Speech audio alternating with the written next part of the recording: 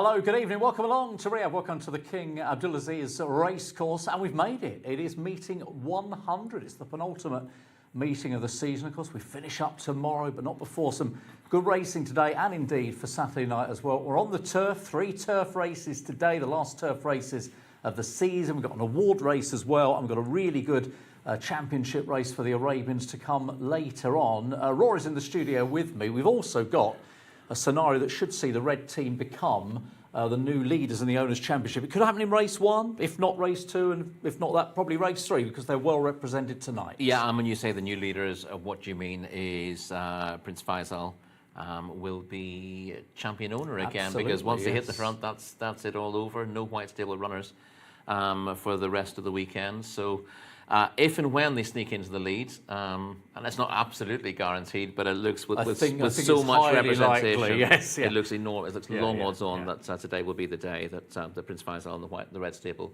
will be confirmed as champion owner, regaining that title after Prince Miteb's white stable won last year in a bit of a landslide.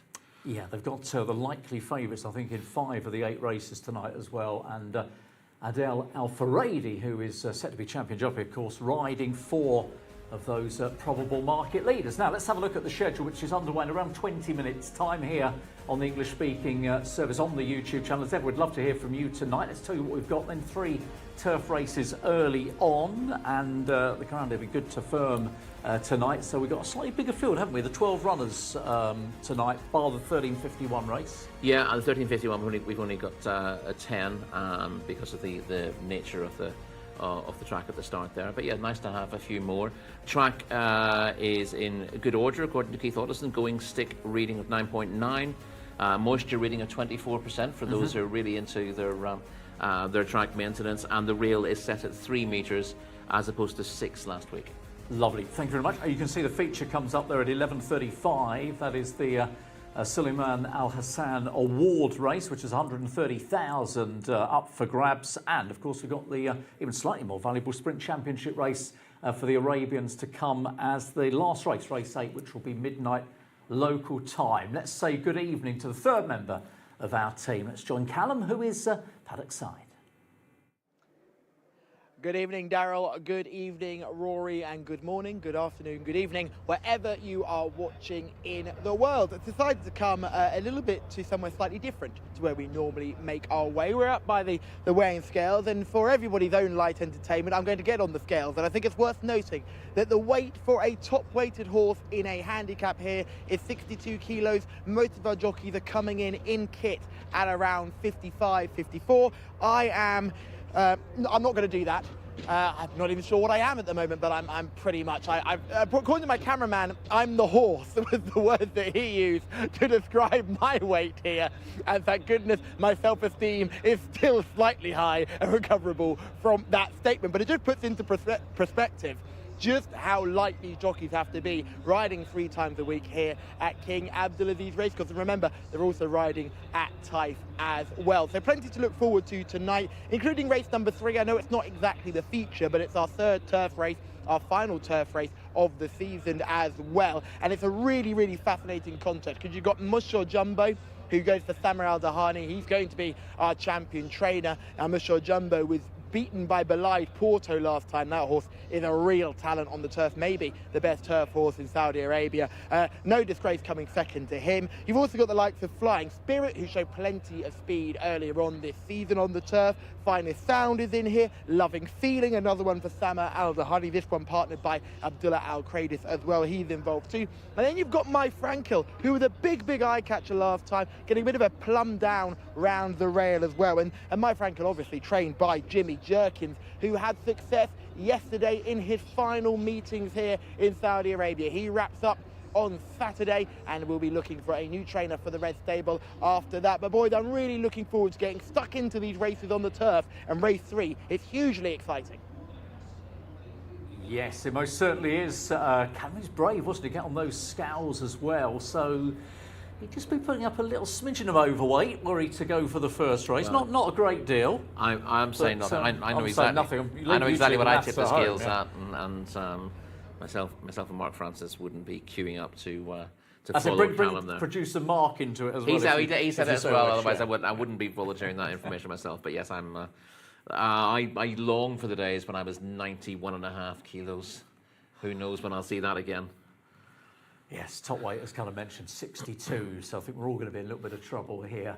Were we to be called up now. So first race coming up then at 9 o'clock. Start with those 3 turf races, of course. And as Callum was mentioning, we've got good horses. They've got horses running right in the hundreds. In fact, in 2 of the 3 turf races tonight. And then, of course, we get to the 2 features much later on. And it's going to be lively all the way through those 8 races in a duration of just 3 hours. So you're never far away from the next live race. Right, we should start with race 1, shouldn't we then? With the first of the turf races coming up at 9 o'clock here, local time 1,200 metres. Honky Tonk Man is the international favourite, by the way. Wigberto Ramos rides for Jimmy Jerkins, of course, on the red favourite there and trading internationally at 13-8, ahead of Transferred at 5-2. Mohammed Aldaham and Thamer Aldahani are the team behind that one, and we are looking, I believe, at 6-1 bar those, but the red team very well represented. Rory here with 4 runners in the very first. Yeah, and they would have had 5 if Shanko had crept in. He's always running well recently. But Tough Talk, number 11, working backwards, Jcsa, William Tell and Honky Tonk Man are all single-figure prices for this. So really, Transferred is the one who's fighting against the red stable here. He's our second favourite at around 5-2.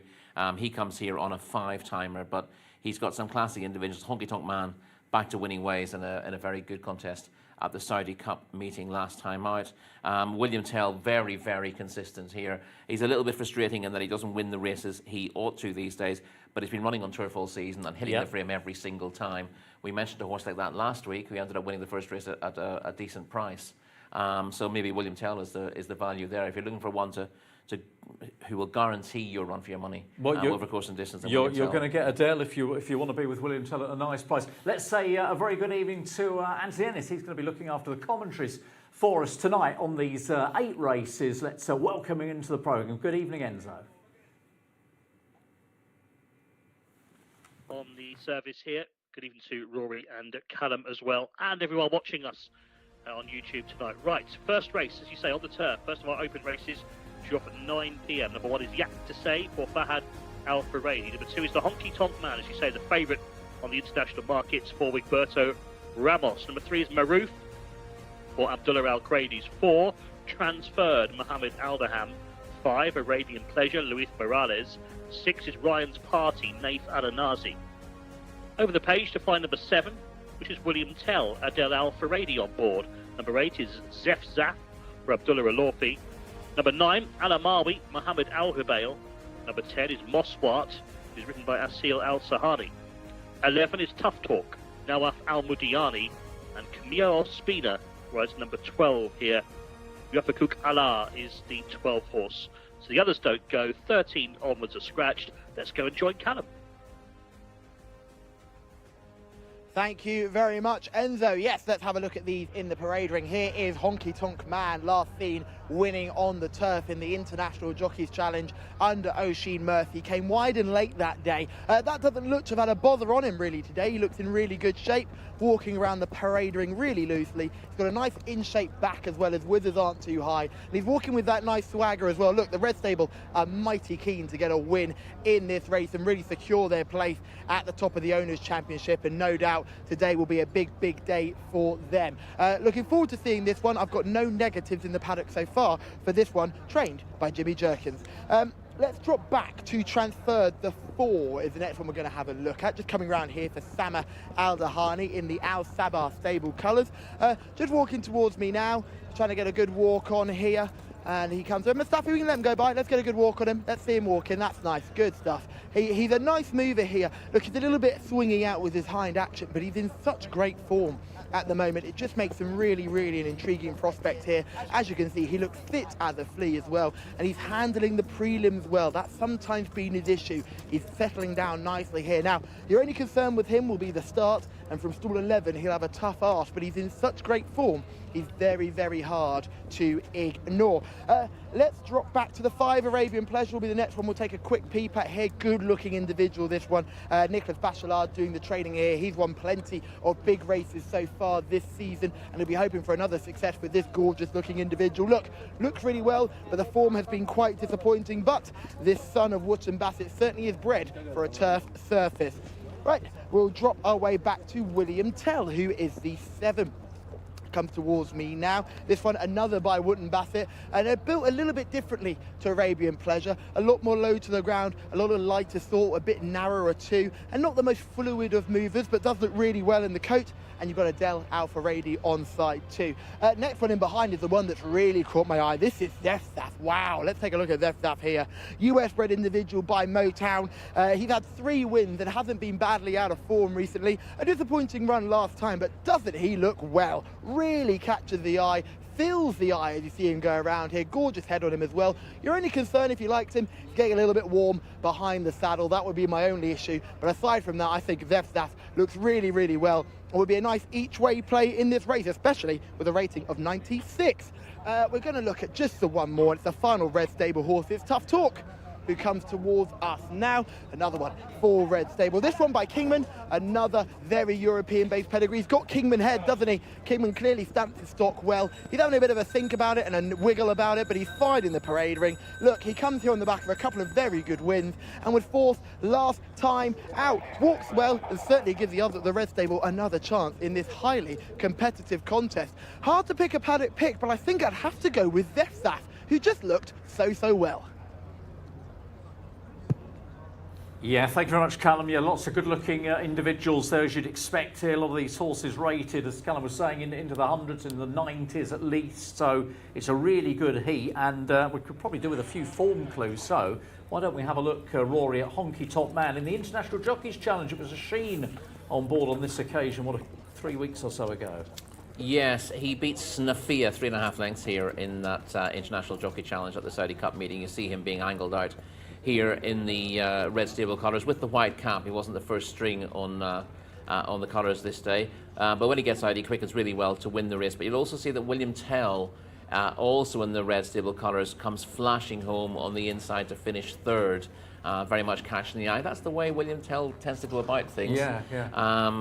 But that's a good piece of form. Here's Transferred, winning last time out on his first turf start.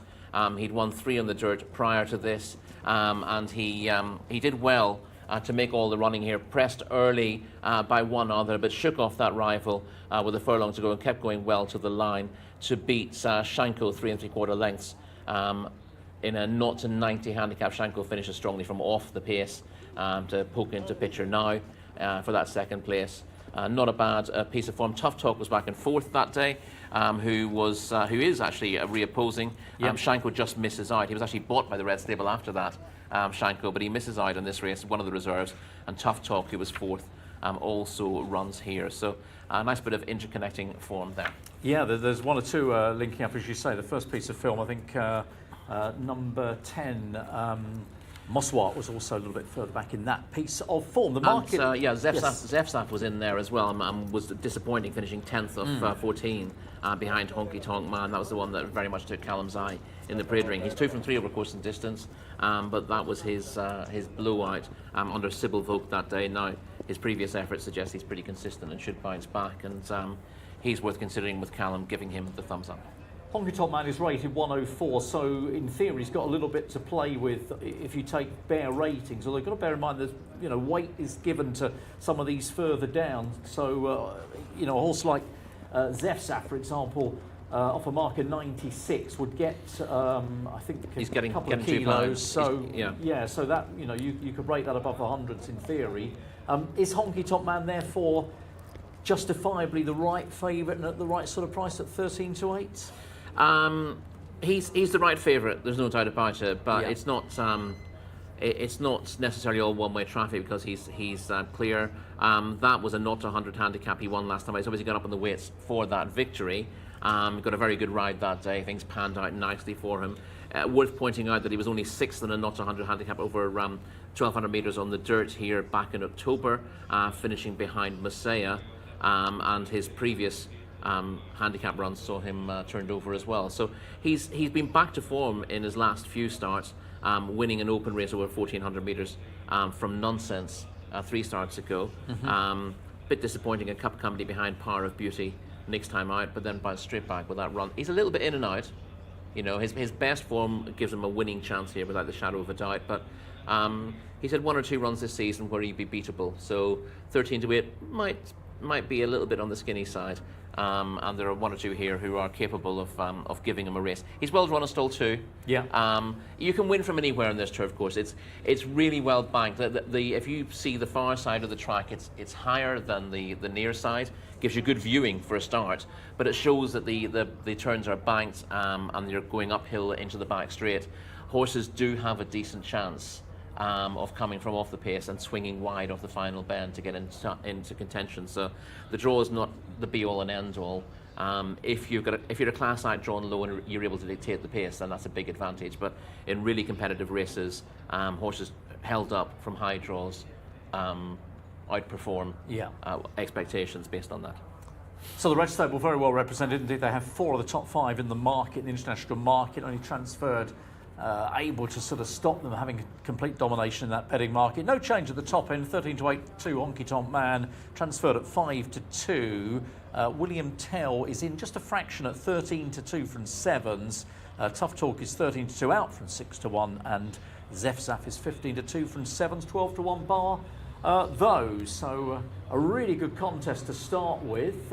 It's a case of trying to narrow it down, isn't it, I guess, and come up with one here. I mean, we should point out, we showed the VT of Transferred, who quite literally was able to translate that form from the dirt to the turf immediately and keep this winning sequence going. Yeah, probably his best performance so far. That was in a lower grade of race. It was in a 0 to 90 handicap. Yeah, this is obviously an open, but a lot of these have been running in sort of 0 to 100s. Transferred, I mean, he was beaten in a maiden back in November. And then unplaced in a winners of 1 second time out over a trip he didn't stay. He's improved a lot for dropping back in trip. His first 2 runs came over 1,600, 1,800 metres. Since then he's unbeaten at 12 and 1,400, and his best performance was that beating of Shanko over course and distance last time out. He needs to take a step forward again to win this, but the way his form is going, you certainly wouldn't put it past him. Stall 11 looks tricky on paper for a horse who wants to make the running, but I don't think he needs to make the running in the first place, and I think he's got a jockey on board today in Mohammed Al-Daham who will get a good track position from where he is anyway, and then just ride the race as it comes after that. I think he's got a decent chance of continuing this winning sequence. I think we saw last week the turf races, the outside certainly did well. So which way are you going to play? It's a tough one. I think you can give a chance to a few, but I'm going to give Transferred a chance to spoil the party for the time being for the Red Stable. So that's number 4, Transferred. Okay, I'm trying to not completely avoid your selections. There'll be times when I have to be with the same one, but on that basis, let's take Honky Tonk Man. I think we started the day, didn't we? 3-3-2 was it on the numbers? They weren't great yesterday, but we will find out who Callum likes in the first.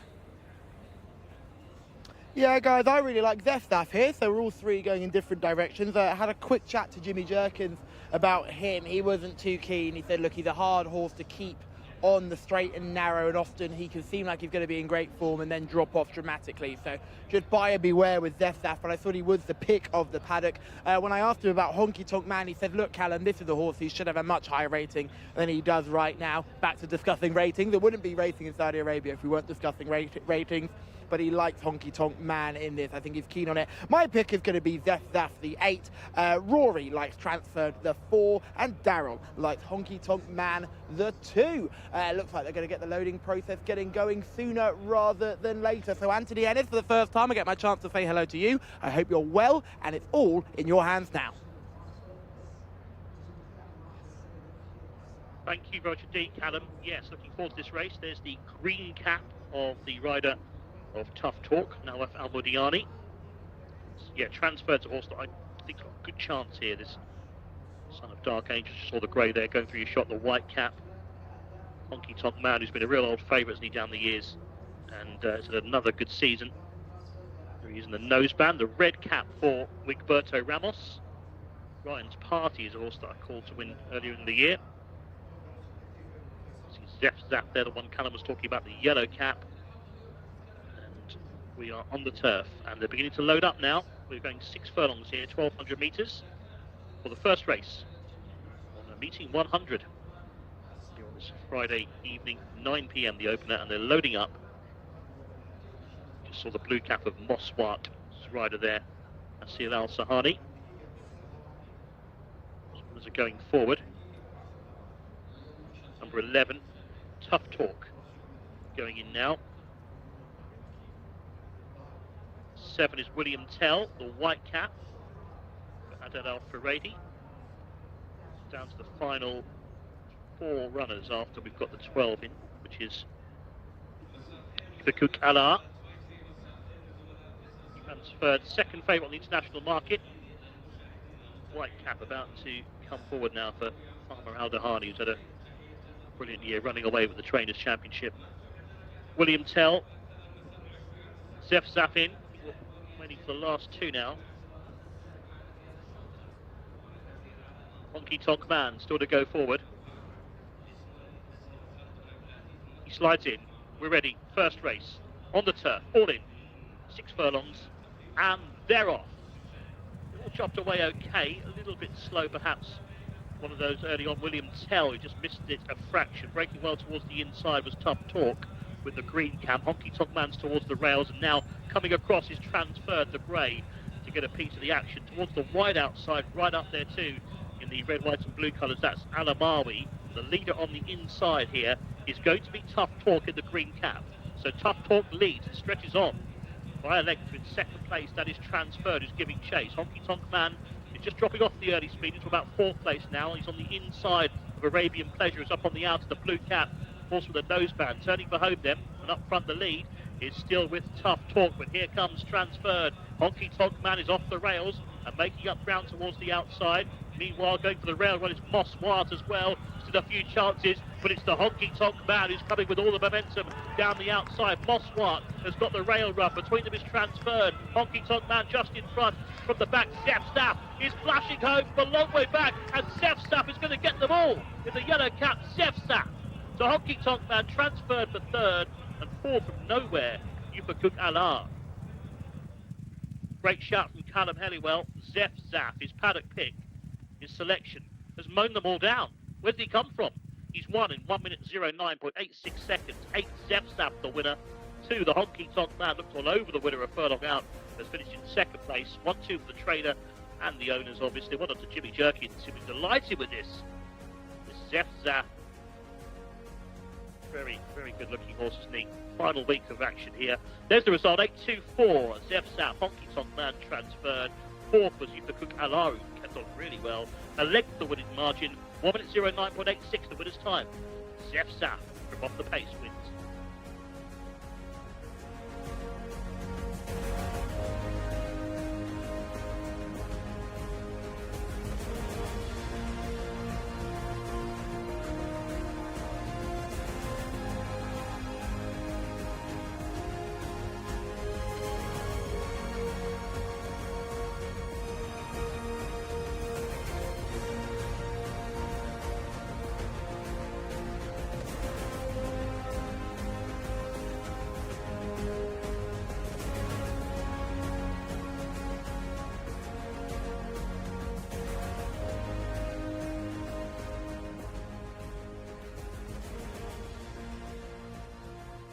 Well, Zef has the final laugh, and it is a 1-2, isn't it, for the Red Stable? And of course, that one winner means that the Red Stable are now the championship leaders, and in theory, therefore, the champions, because the White Stable have called their season to a halt. So, congratulations to the Red Stable team, and they land a 1-2 here. Rory Honky Tonk Man looking set to win, but picked off by Zef 8-2-4 transferred, and number 12,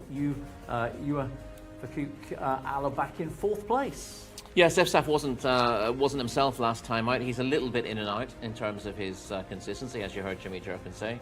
But he bounced right back to form under Abdullah Alofi here. Sybil Vogt on board last time out, and this horse is now 3 from 4 over course and distance. Well, I say over the trip. I think only. Right, so 1-2 for Jimmy Jerkins, and here he is with Callum. Thank you very much, guys. Yes, joined by winning trainer Jimmy Jerkins. We spoke before the race. You said this was a difficult horse to catch right, but he's been right today. Yeah, I'm glad you were right. I know you said you loved him. I said of all my three, I like him the least.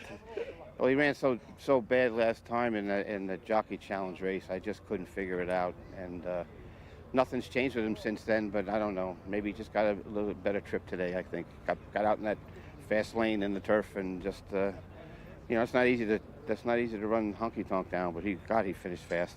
That was the thing, because he was drawn right on the rail, but actually he's made his run stand side. So clearly it's just been quite a patient ride to just find that position and then let him down when he can. Yeah, well, it's always, turf racing. You got to save ground if you can. If you don't, you really pay for it much more so than on the dirt. And a lot of luck in turf racing, everyone knows. But at least he was in good shape to get the job done. Well, he certainly got the job done indeed. We'll let you greet him as he's going to come down behind us, and we'll see you in the winners' enclosure. Thank you. That was Jimmy Jerkins, our winner of our last contest. You can just see the horse just coming towards us now.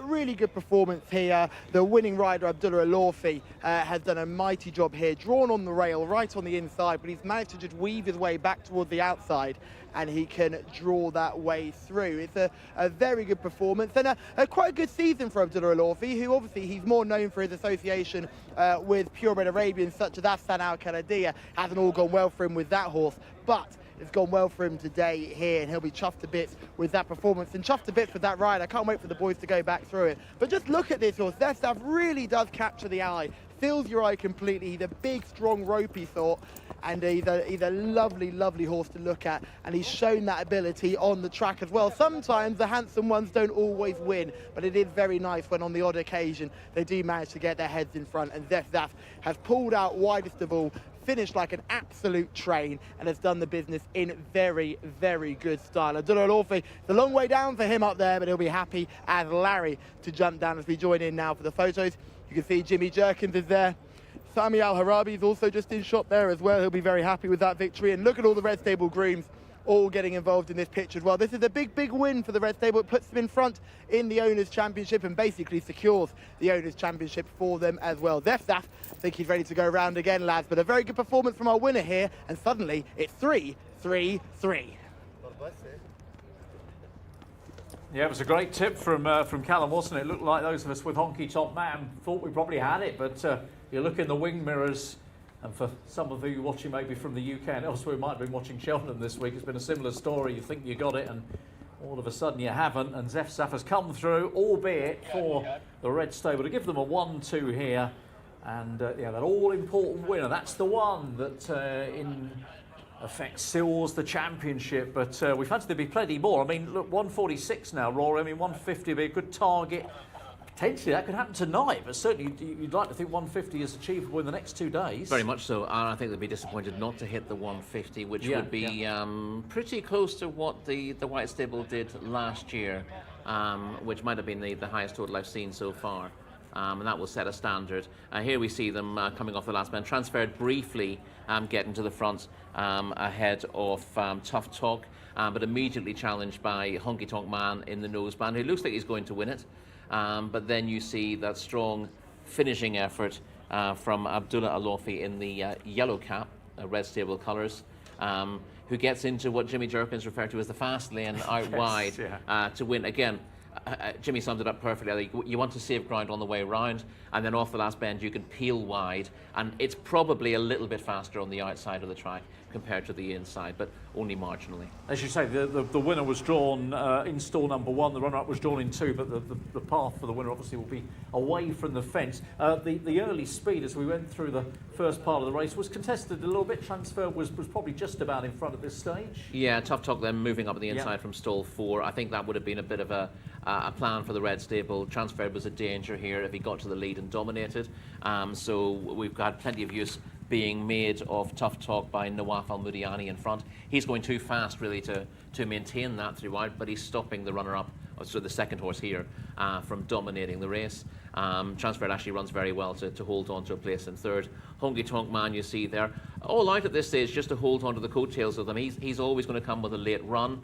Arabian Pleasure in the first colours of Prince Saud just begins to fade out of it, but the second string runs very well. Yofikuk Allah to grab a little bit of the prize money in fourth there.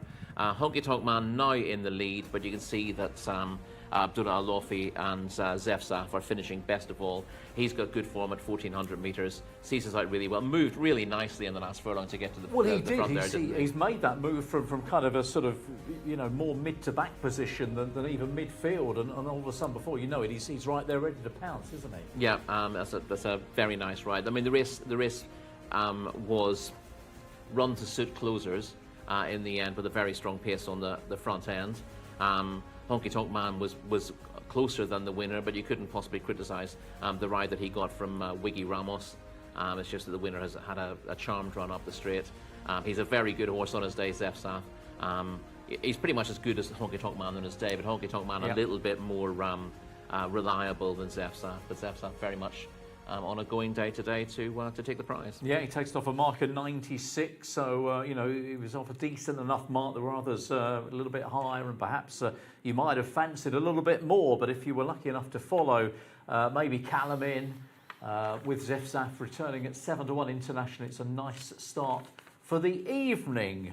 So that takes the score in our little sort of in-house tipping competition to 3 winners each after the first race of day 2. It means it is all to play for. Now, love to hear from you, of course, on the YouTube channel tonight. Get in touch, as we always like to say. We love to hear from you. Love to know where you're watching the programme from tonight. Of course, if you're studying the car and you've got a little fancy or two, please feel free to share. But also just want to know where you're watching tonight, so do get in touch and let us know what you're looking forward to most on this Friday evening. Right, so we stay with the turf, of course. First 3 races on the grass. Let's go back to Enzo, get the runners for race number 2. Thank you, Daryl. Yes, let's do that for you right now. Back on the turf again, this open race 2, the 925. Number 1 is Bouge for Mohammed Al-Daham. He's had a very good season, comes out of stall 6 for Farmer Al-Dahani. Number 2 is Brakosham Bay, Tariq Al-Mansur from stall number 7. Number 3 is Archie's Angel, who is the favourite on the international markets at around 9-4 at the moment. Second favourite is Fouge, by the way. Archie's Angel, ridden by Adel Al-Faradi. Number 4 is Blayhan for Asil Al-Sahani and Farmer Al-Dahani, the trainer. Number 5 is Char for Jimmy Jerkins, looking for a double. Likewise, the jockey Abdullah Al-Lofi. Don't forget the 6 has been scratched. You may not have seen that yet, but Sonic Blue is a late scratch. Put the line through number 6. So 7 is Blue Power for Camille Ospina. Number 8 is Daktora Salwar Abdullah Al-Hussein. Number 9 is Selham Abdullah Al-Khamis. And number 10, Unspoken Love for Luis Morales. 11, 12, 13, 14 don't go. So we have 9 runners remaining for race 2. Let's go and join Callum. Thank you, Enzo. Yes, let's have a look at the 1 Fouge. Was putting up a really good run of performances of late, and then looked to be just a bit over the top when last seen finishing 5th on a turf race, very similar conditions to this. Look, if he can bounce back, he's a very dangerous horse, but to me, he's shaped like a horse who probably had 1 run too many, so interesting to see him back. Look, he looks very fit. He's never one that shines up most in the coat, and I made it very clear he can never really be a paddock pick for me, but look, he's got the form in the book. If he can turn that form around from his last run, he will be dangerous. The next one is the 2, Bracklesham Bay, just getting a little bit het up in the parade ring, a completely different type, really light, effeminate type, this gelding. He's a 3-year-old, but he looks like a juvenile. He looks like a real baby, but certainly the horse that I'm looking forward to seeing today. Took a massive step forward last time out, I think on turf debut, when finishing a decent 4th. A repeat of that and a step forward from that effort would have him right up in the firing line here. Archie's Angel is your 3 here. Adel Al-Faradi in the plate. Not had too much experience this one, but looks like a real precocious type, doesn't it? Surprising that this horse has only had the 3 starts. A powerfully built individual who's walking out well. Is the favourite on the international market. I would probably be looking elsewhere just on form, but in the paddock he looks well enough. He certainly is carrying a little bit of condition in the middle, but his shoulder is very big and strong. His back end is nice. He is a little bit flat back and he's having a bit of a chew on that bit, but he's not too many negatives for me. And remember, you've got the 2 that it's getting a bit worked up in front of him as well. Let's drop back to the 7 here. Blue Power. Now, this is an eye-catcher, very similar to the last horse we saw representing Nicholas Bachelard and Prince Saud bin Salman bin Abdulaziz. A really, really nice type, walking really well. Got a lovely back end to it as well. Had only had just the 3 starts here and was well beaten last time. We need to turn that form around, but just looked really well in the prelims. They always do for Nicholas Bachelard, but it's not often he wins a race early in the card. He tends to save his best for the cup races. Finally, we'll just drop back to the 10. It's the last one I want to take a peep at. Connections, who've had quite a good time of things this season. This is Unspoken Love. Louis Morales on board, had a couple of wins early on in the season. Struggled for a little bit of form recently, but looks in really good shape as well. You can tell that this is a horse who certainly will fill the eye. Let's have a chat with some connections here. Mustafa Samar Al-Dahani is just behind us, so we'll just get involved in the conversation here with Samar. He's just talking to Asil Al-Sahani at the moment, and once he's finished talking to Asil, then Mohammed will grab a very quick word. So just making sure. Samar, very exciting this horse. We've got Fuge coming back. What did you make of the run last time? He came third or fourth, I don't know last week, but the horse is really tired, you know. Now four weeks in a row, you know. Every week we run him. I hope he progressed too good in the grass. It's 6 furlong, you know, it's too short. I hope he can do it, you know, because the race is middle race, not hard race, you know. We try hard to make the point, you know. Is that the reason why he's in this race? Is because it's not the hardest of contests for him to win, but he has run an awful lot. Yeah. Because, you know, the stable looking forward to have the 100 winner.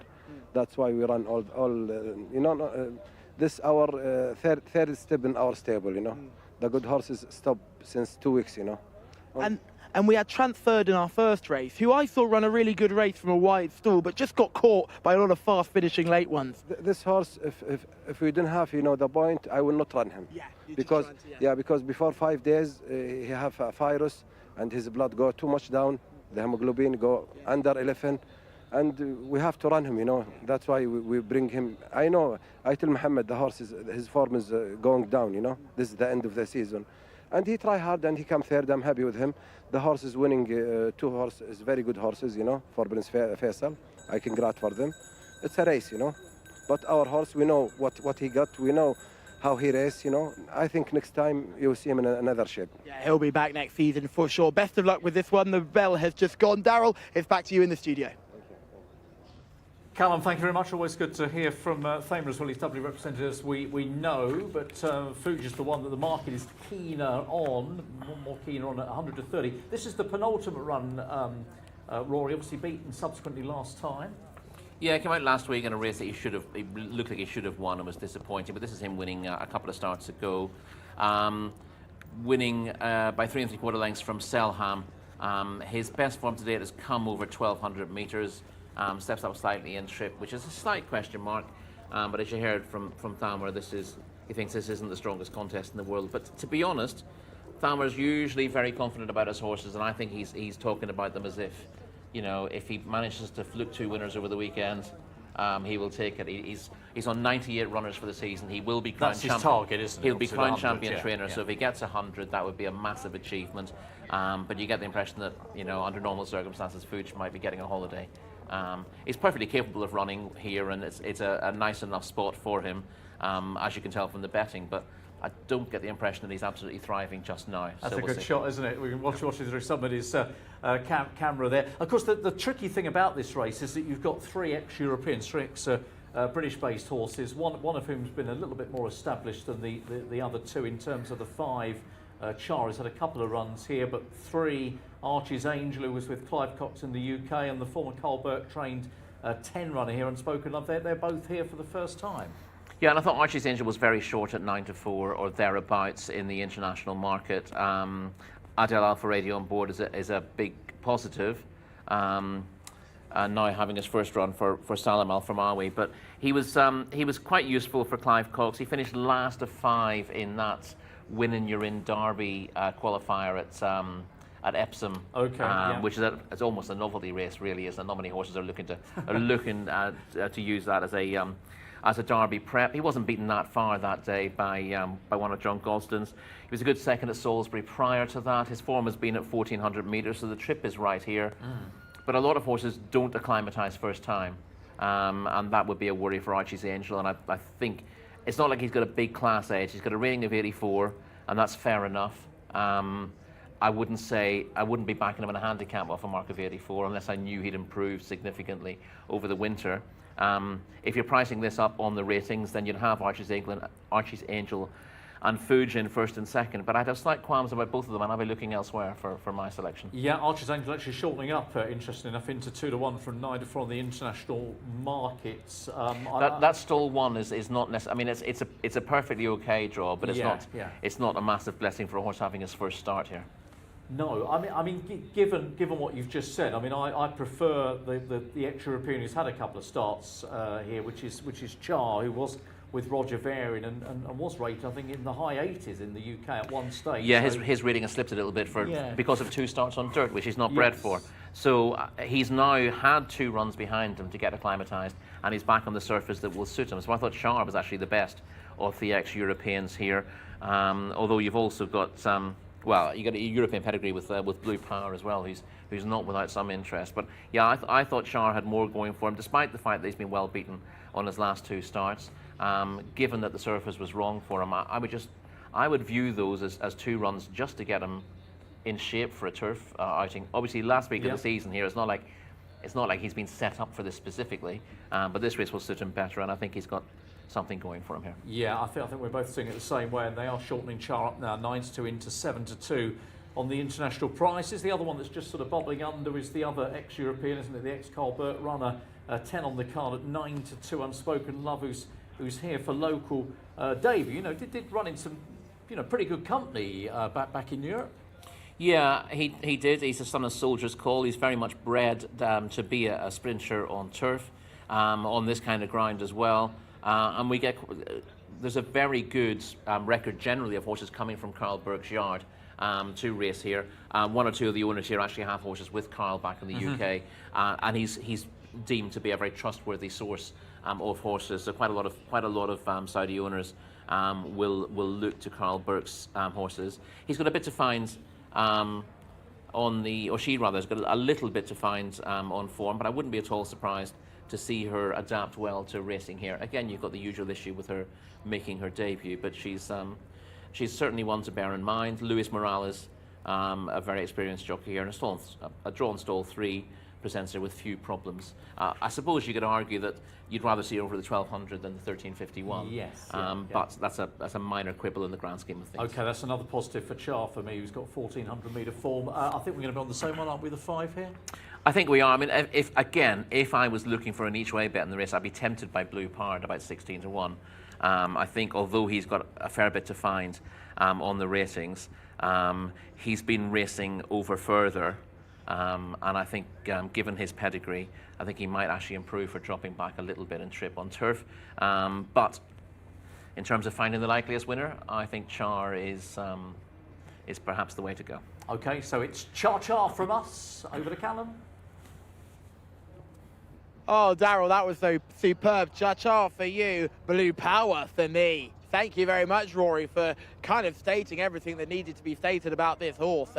He was last seen struggling in the dirt. They're changing him to turf today, but on his best dirt form, he would batter this lot. 3rd in a cup race on penultimate start on the dirt. Comes here on the turf by Wootton Bassett. Looked a picture in the parade ring.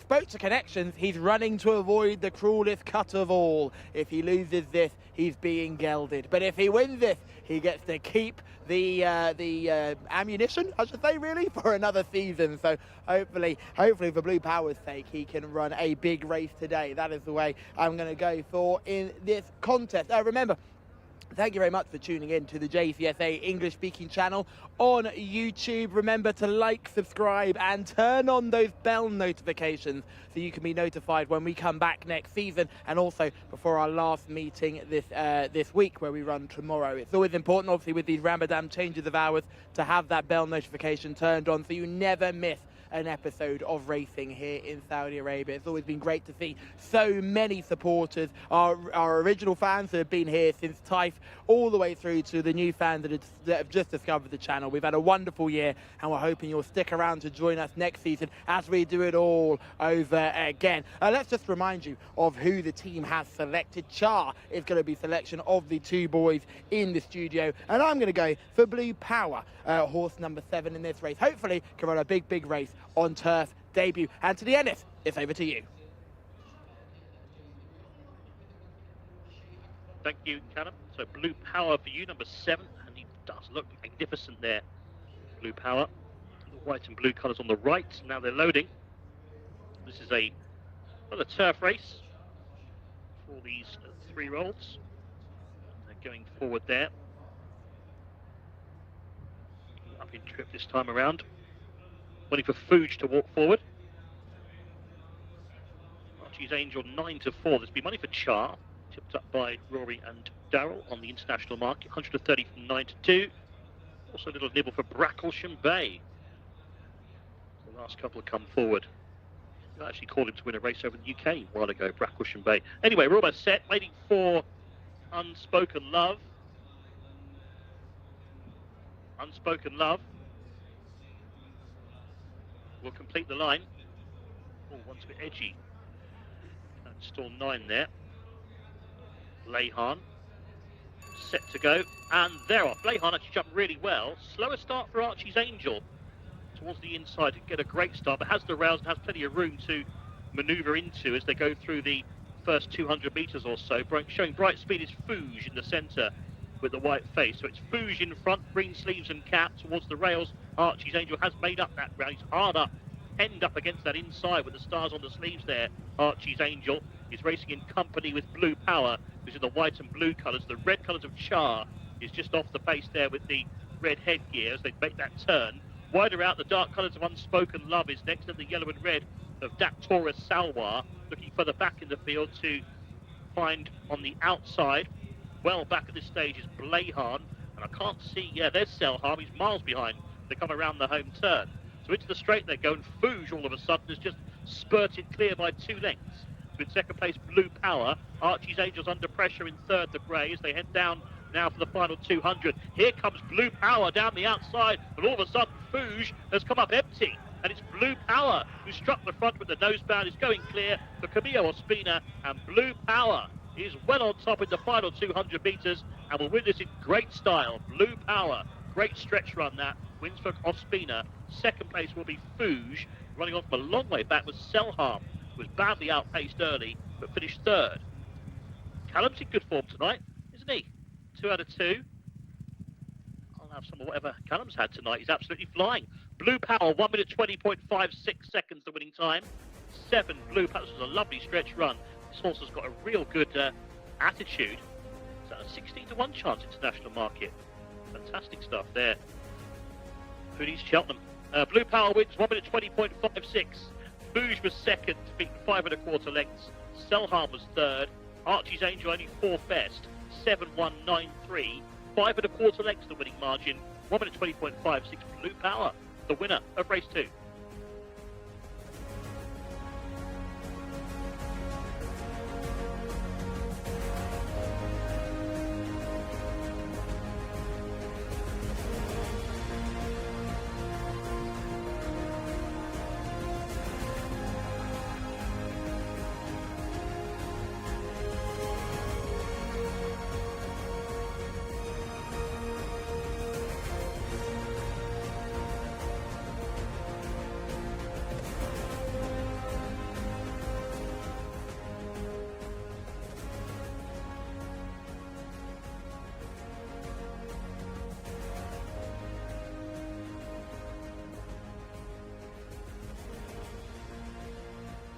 Well, what a nice selection from Callum, and in fairness, Rory was keen as well, and what a price. I think around 16-1 if you found Blue Power. He followed the guys in here. Camillo Ospina, of course, back from his suspension with the winner last week. Let's get straight back to that 16-1 tipping hero. Thank you very much, team. Yes, joined by Nicholas Bachelard. I don't usually get the chance to speak to you because you're always winning cup races at the end of the card, but this is a really big performance. Yeah, probably. He's always worked good in the morning. We always thought he was a nice horse. Obviously, just grass. Dirt might not be his thing. Probably doesn't like the kickback either, but yeah, good performance today. Yeah, by Wootton Bassett, which kind of explains why he's really enjoyed this switch to the turf. But he wasn't a bad performer on dirt. Third in the cup race on penultimate start. Yeah, first start was my fault probably. We put blinkers on him because he was looking at everything in the morning, just ran away with the jockey and didn't run well. Finished third in the cup, second time out, and last start couldn't really explain why, but today he performed to his level. And Camille Ospino on board. Obviously, the White Stable not running any of their horses. You're making the most of that jockey booking. Well, actually, we offered him to two others that turned him down. So, Camilo got him, and fair play to Camilo. He rode him well today. Yeah, well done to him and well done to you. It's been a very good season for you because I must admit, we haven't had a chance to speak to you because you're not winning non-winners of 2 or 3 or the handicaps, but you're coming up big in these cup races, and obviously Scotland Yard has been a superstar towards the end of the year. He's been good for us. Good horses make us look good always. That's what I said, But yeah, it was a fairly good year for us. And hopefully we can get one more tomorrow and then we'll end it up on a good note. And we know you've got quite a close relationship with Jimmy Jerkins as well, who'll be leaving this season. You're going to miss not having him around. Of course, it's always good to have company here. It's not easy to be here every day. It's tough. It's not easy every day here, so it's always good. But, I'm thankful to Farage, our stable manager, and to Prince Tao to have given me the chance to come and work for them this season. And hopefully we can do good next season. It gets plenty easier when you've got plenty of winners. Well done. Thank you.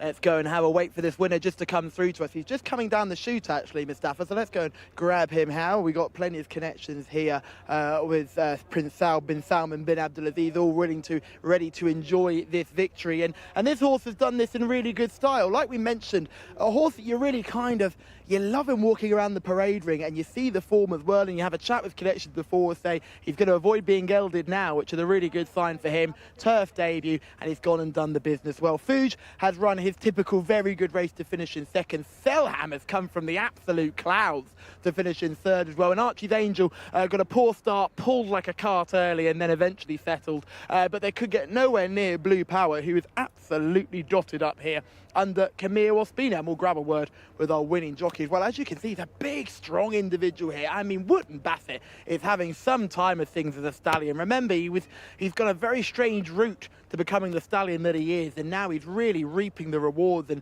the fact he's getting winners all over the world as well is great to see, and I'm sure those at Coolmore will be very happy to know that he's getting winners in all 4 corners of the globe. And remember, this boy was placed on the dirt as well, and that should be well worth acknowledging. But clearly a switch to turf has worked out, and Camille Ospino on board. Apparently he was the 3rd choice jockey in line. That shouldn't affect him. He'll be happy with a winner, especially now the White Stable are not running any more of their horses. His usual bosses are going to be very quiet. But wonderful scenes here with our winning connections, and we'll grab a word with Camillo once he weighs in. Clearly he won't be weighing at over 90 kgs that I can offer, but he'll be coming in at around about 57 he should be. So we'll find out more and get a quick word with him. Remember, these are the colours that were carried by Emblem Road to victory in the Saudi Cup only a few seasons ago.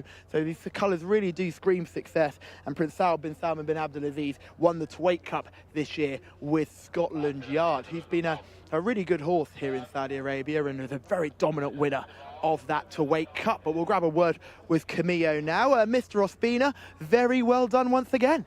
Oh, thank you very much, Kalun. Thank you very much. Thank you very much to the Prince Saud bin Salman for giving me a chance to ride these horses. The trainer Nicolas Bachelard, for a long time I don't win with him. I win many races with him. When he's the King Abdullah stable, he trained our horses, and today he gave me the chance with this horse, and he looked very good. He really did. You were in a lovely position all the way around, but I was amazed that you could not only catch Fuge, but blast past him. He's nice horse, I saw the races. He ran very good. He has one turn behind the very good horses. Today is the first time in grass, but he's moving very good. He's coming behind the leader horses, but he's coming very, very comfortable. And thanks God, when I asked him in the last 400 meters, he responded very good. He's responded very well, and very well done to you for guiding him to victory. Thank you very much. I appreciate it. Thank you. Yeah, let's confirm that full result. Good to hear from Camillo. They're on board. Blue Power at a very good price. 7 beat 1 Fuge. Selham, the 9 was back in for 3 Archie's Angel in 4. So 7193. We know, of course, Adele Al-Furedi will be champion jockey, Roy, but, you know, there's a little bit of a battle going on for second, isn't there? And oh, yeah, it's quite close between Camilo just and two, I think, between them now. So it's interesting to see them fighting out the finish absolutely, there. Yeah. Camilo, a little bit of work to make up. He obviously he missed quite a bit of the season before Christmas, but has come back as hungry as ever and keen to make up for lost time. Whereas Mohammed has had his best season ever. Here we see them swinging into the straight. Fuj and Mohammed Al-Daham just in front at this stage, but Blue Power has been tracking him all the way through, and he has really appreciated this switch to turf, and indeed the drop from 1600 metres to 12 as well. Sorry, not to the 1351 here, and that was, I would say, sort of, you know, 7 furlong trip would probably suit him ideally. He's strong at the finish, as Nicolas Bachelard said. He maybe, you know, he's been working well on the dirt, but not enjoying the kickback in races. Here's the start. You anticipate the one might break slowly. Archie's Angel did, but showed plenty of pace to sort of get involved at halfway. Yeah, there's a bit of bumping actually you'll see coming up in the next half furlong between Archie's Angel and Char on the inside. Char and the red stable runners with the red blinkers. The pair of them want to take the same sort of spot. Archie's Angel improves from that awkward start to get alongside, but the pair of them just take a bump there, and the one that comes off worst is Char, and he seems to sulk a bit after that. I was going to say, we didn't see a lot more from Char, did we, really? No, we thought he was quite interesting on paper, but he pretty much backs out of that battle, carries his head to one side around the bend, and I don't think he really exerts himself from this stage. He's a hard ride for Abdullah Al-Lofi from that point. Once he cocks his jaw on the turn, he's a difficult ride, and his race essentially run at this stage. Archie's Angel has done a bit of running to get into contention, but essentially he's done too much to get where he is, and he's unable to continue that run. He ends up finishing 4th in the end. And Selham, who was second to Fuj 2 starts ago, here has sort of franked that form. You see him on the wide outside and the mostly black colours, running on from the back of the field to grab third, having been outpaced throughout. And that gives you an idea of how strongly the race was run. But the winner was close to that pace throughout and has seen it out strongly. He looks a quality horse. Obviously, Connections were hoping that he'd be a good horse on the dirt. He did promise a lot when second on his second start in a cup race behind, or an open race rather, behind, no, it was actually a cup, behind Jeddah Beach, who's held in high regard. But he disappointed back down in class last time out, but looks a completely different horse in a race that's panned out differently for him. And he has, they say handsome is as handsome does. He is a handsome horse, and he's shown us that he's as good as he looks today under Camilo Espina.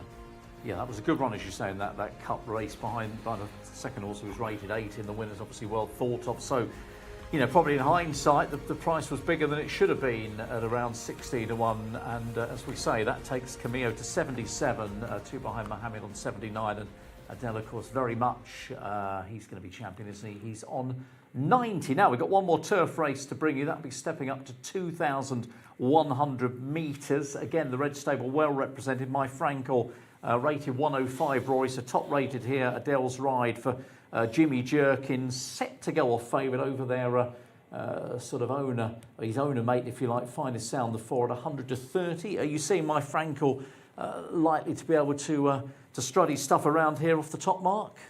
I think he should do it. Yeah, he was disappointing on his penultimate start. He won the Crown Prince Cup last season.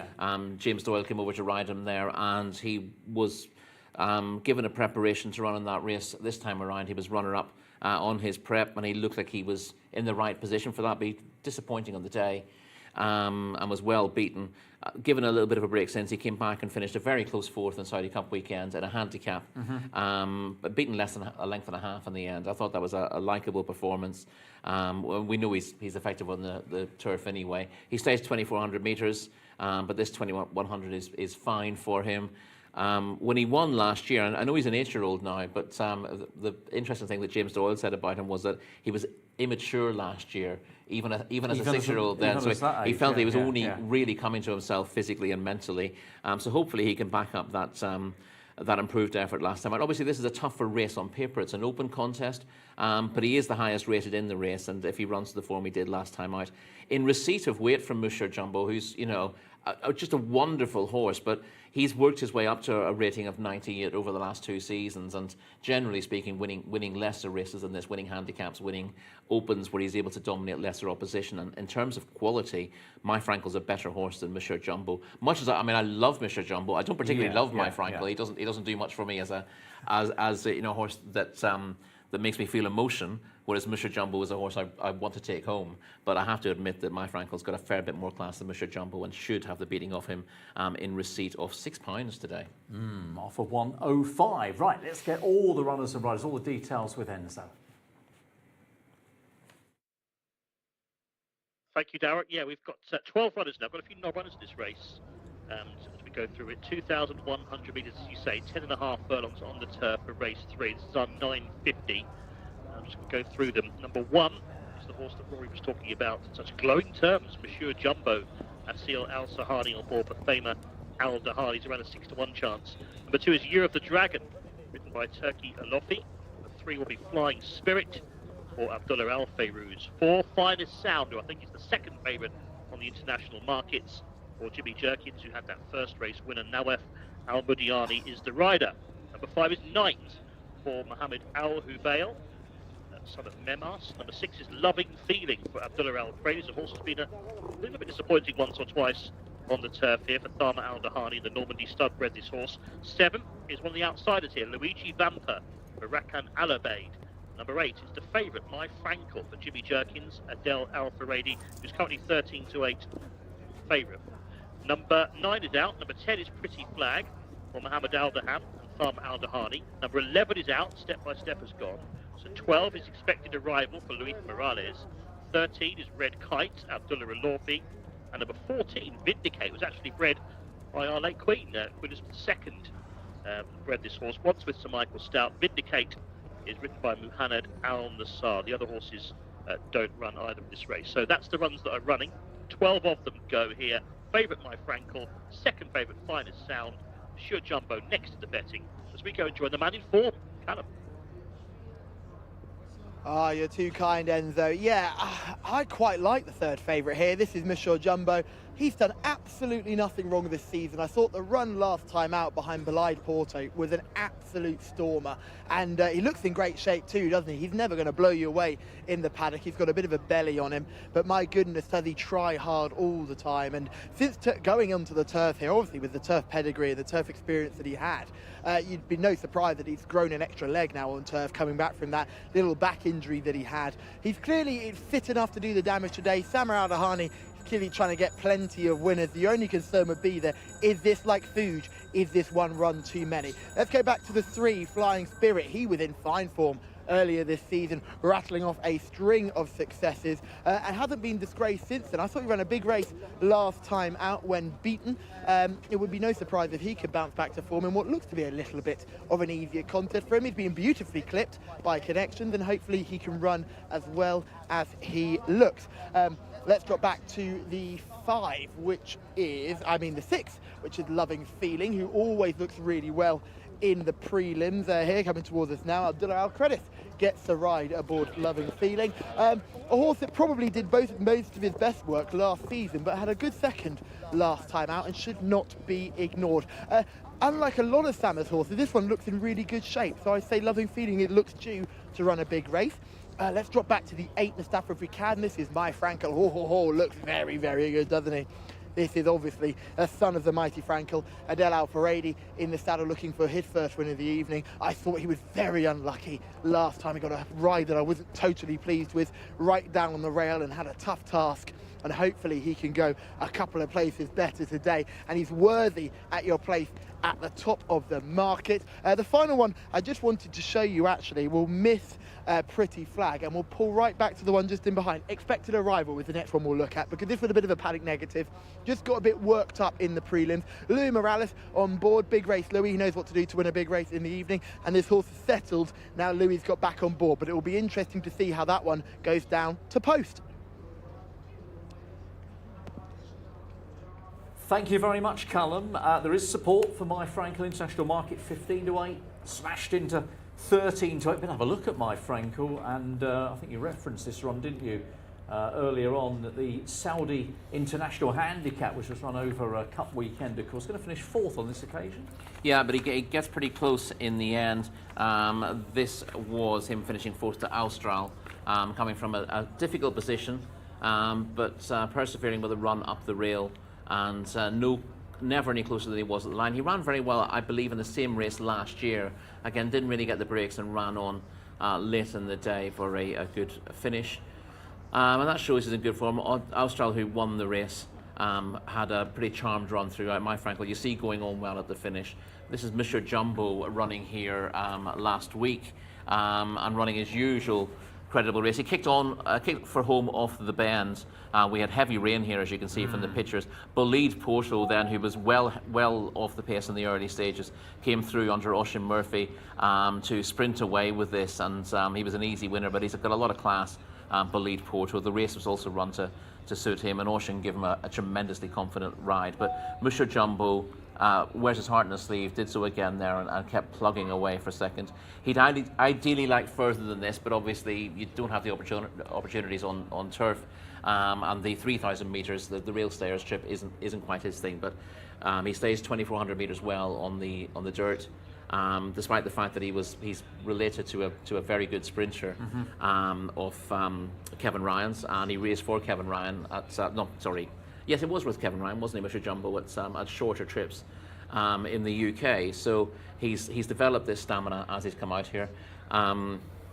Caravaggio, you wouldn't have thought would produce theirs, but Thamar Al-Dahani, we've spoken to him, and he said, I like the Caravaggio stretch in the mountain trip, because they will stay if you try them, whereas most people who've got a Caravaggio who's bred to sprint would assume that it's always going to be a 6 furlong horse. But Thamar doesn't mind thinking outside of the box, and he's done so very successfully with Mr. Jumbo over the last couple of seasons. Well, it's given him a lot of success, hasn't it? You've got to think outside the box, as you say. Year of the Dragon is the second highest rated horse, and I wonder whether that horse is flattered on the sort of 3,000. You talk about the 3,000 metre winning form, which came about, I think, in December time. Whether that mark's been sort of earned through that more than anything else, I don't know. But if you can take the figure at face value, I'm not sure I can, but 11-1 chance here. Yeah, I mean, he showed that he's certainly not a 100+ horse in really good company last time out when well beaten in the Red Sea Turf Cup over the longer trip last time out. He does stay well. He was quite an impressive winner 2 back, but again he does throw in the occasional moderate run. As you said, I think his rating overall flatters him slightly, but even if you downgraded him 4 or 5 pounds, he'd still be competitive here on his best form.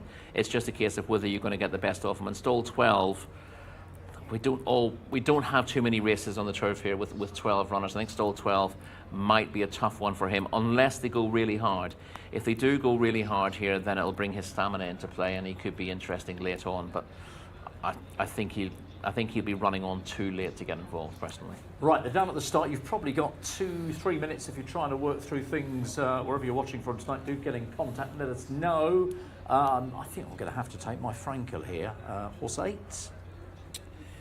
Yeah, I'm afraid so. I don't want to keep agreeing with you, and I maybe shouldn't have. I should have agreed with Callum in the last race, to be perfect. That would have made more sense. Especially if I knew he was going to be going for it. I would have maybe jealous if he'd done that. But it's all about getting winners. It's not about getting fancy prices here. My Frankel is the likeliest winner. I think Flying Spirit can run a race at a big price as well, but given the weights here, it's very, very hard to get away from my Frankel, who arrives here in better form than most. Well, it's seconds away, round 3 of the night, and still to, well, I was going to say taste defeat, even flirt with defeat at the moment, Callum. 2 from 2. Yeah, let's not get too excited, team. I think Loving Feeling is going to be the pick for me. I thought looked really, really well in the prelims. Some of Thamar Al-Dahani's horses just look like this is one race too many. I think Mr. Jumbo had a hard race last week and immediately returns today. I would be looking elsewhere for Mr. Jumbo. Just looked like one race too many. Loving Feeling, on the other hand, looks really well. I thought he idled in front when beaten by Boltaway last time over track and trip. Boltaway with a red-hot fit rival who just got a good run late on, but I thought Loving Feeling shaped well for an awful long way in that race. This son of See the Stars, obviously obviously we know the pedigree's going to work on this surface as well, and I'm hoping for another big performance, but it's going to be very hard to beat my Frankel. Looking back at that video form, he did look unlucky in that top-class handicap last time out, didn't he? And that is a red hot event with lots of overseas runners. There's plenty of class.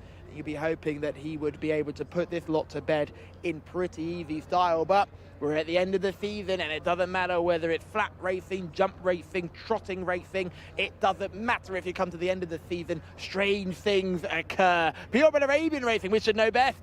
We know strange things occur all season on the Purebred Arabians, but especially at the end of the season, it's always dangerous. But they're loading up pretty quickly now, so the selection for the two boys will be My Frankel, horse number 8, jumping out of stall 11, while I'm going with Loving Feeling, horse number 6, jumping out stall 4. Anthony Ennis, it's over to you.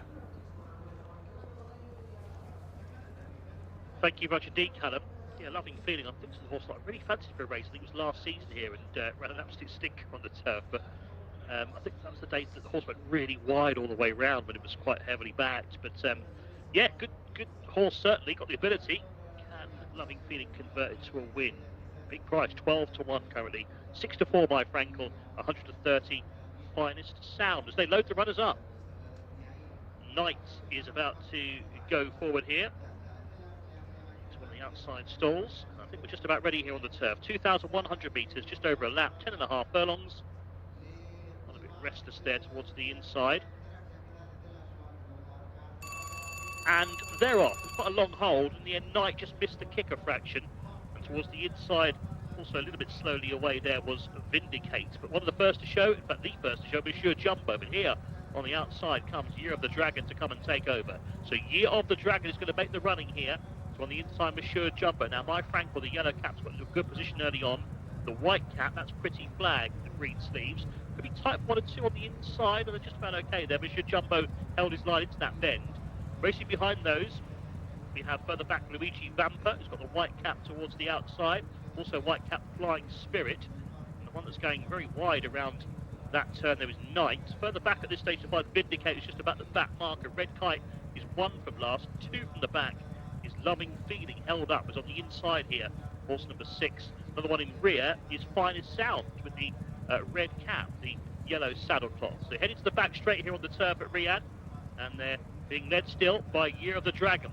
Length and a half to the good. My Frankel is poised in about 4th place, the yellow cap. Here comes Knight in the hood up on the outside now, racing quite keenly, alongside Luigi Vampa, who's in the red and white colours as well. Then the white cap of Pretty Flag is next in the field. The inside Monsieur Jumbo is the grey. Then My Frankel just got shuffled back a bit. Towards the inside now, Loving Feeling starts to get a bit closer. As the outside goes, expected arrival. Very dark blue and orange colours, but happy to go very wide there as they come around the crown of the home turn. The leader is still Year of the Dragon, Monsieur Jumbo, getting a nice run through into 2nd place. At the moment, My Frankel's got a bit of work to do as they turn from the judge. The leader is Year of the Dragon, but here's the grey, Monsieur Jumbo, now called upon to go off in chase in 2nd. Loving Feeling to the lovely trip through on the inside, if good enough, as they turn for home. Monsieur Jumbo it is, though, who's got first run. Loving Feeling just taking a while to get organised, and Monsieur Jumbo may have gone beyond recall here, entering the final 200. From the back, Finest Sound is staying on, but it's all too late because the grey Monsieur Jumbo is going to win in great style for Asil Al Sahani, and Faber Al Dahani, another winner on the board. Monsieur Jumbo to Loving Feeling, who did close the gap late, 3rd Finest Sound, and they're ahead of Year of the Dragon, the early leader. He finished 4th. Monsieur Jumbo, what a horse he is. So likeable, isn't he, the grey, the way he gallops and tries his heart out. 2 minutes 09.1 seconds the winning time.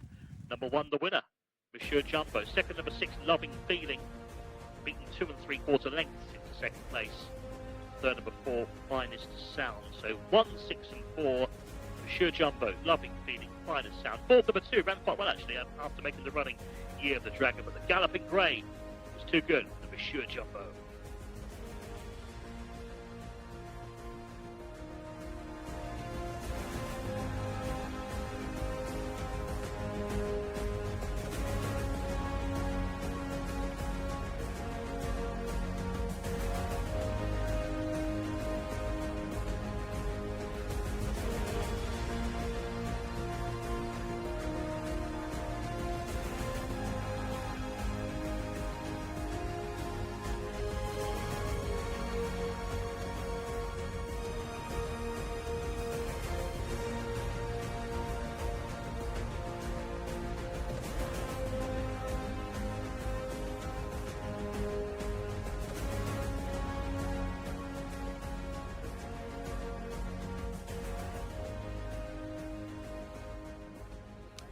Yes, we have a win for Monsieur Jumbo under Asil Al-Sahani, and he's done it in impressive style. A horse who seems to have been on the go all season, and Samir Al-Dahani, his trainer, you've had a 1-2 in this race, but how good is Monsieur Jumbo?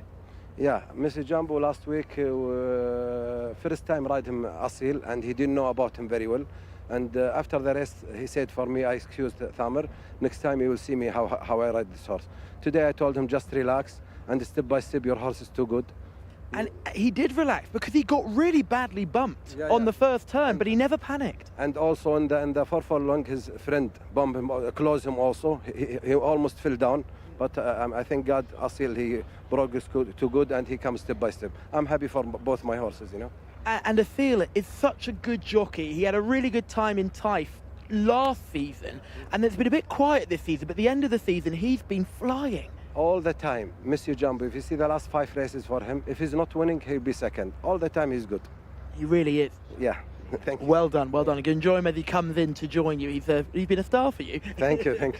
No problem at all. Yeah, there is Monsieur Jumbo just at the end of the winning post as he canters in. A very good performance there, boys. I can't wait for you to look back through this race because I think Asil Al-Sahani should be given an awful lot of credit for this. He said he was at fault for the defeat behind Belay Porto last time, and instead of letting that get into his head and panic when he's put under pressure, he's just relaxed and allowed the horse to make his own way through the field in what was an incredibly messy contest.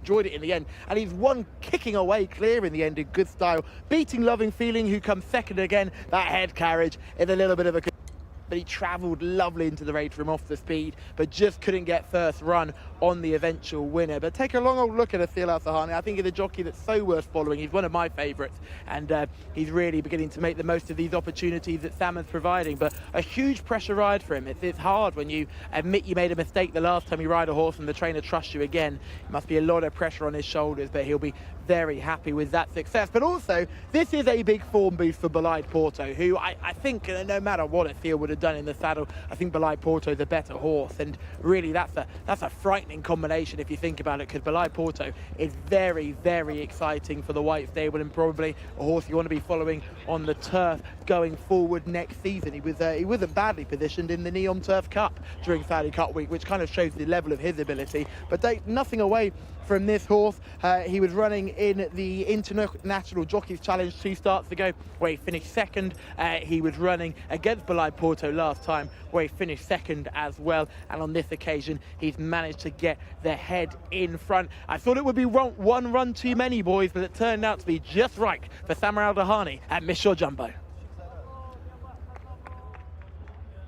Yeah, a forecast for Thamer, and of course the winner takes him to 99. So we are very, very close now to the all-important 100 mark. And this horse has just been in such good form. When you go through the sort of recent CV, Rory, I mean, just continuing to improve. That was off a 98, so you know he's going to hit that ceiling mark now, isn't that 100 ceiling mark? Well, he has to go above 100 after this, because the although the second's only rated 93, the third 98, the fourth is rated 100, and he was giving weight to all but Year of the Dragon. So you know, you've got to rate him £6 above Loving Feeling before you add in the margin of victory there. So yeah, he's going to end up being I reckon 103, 104 after this.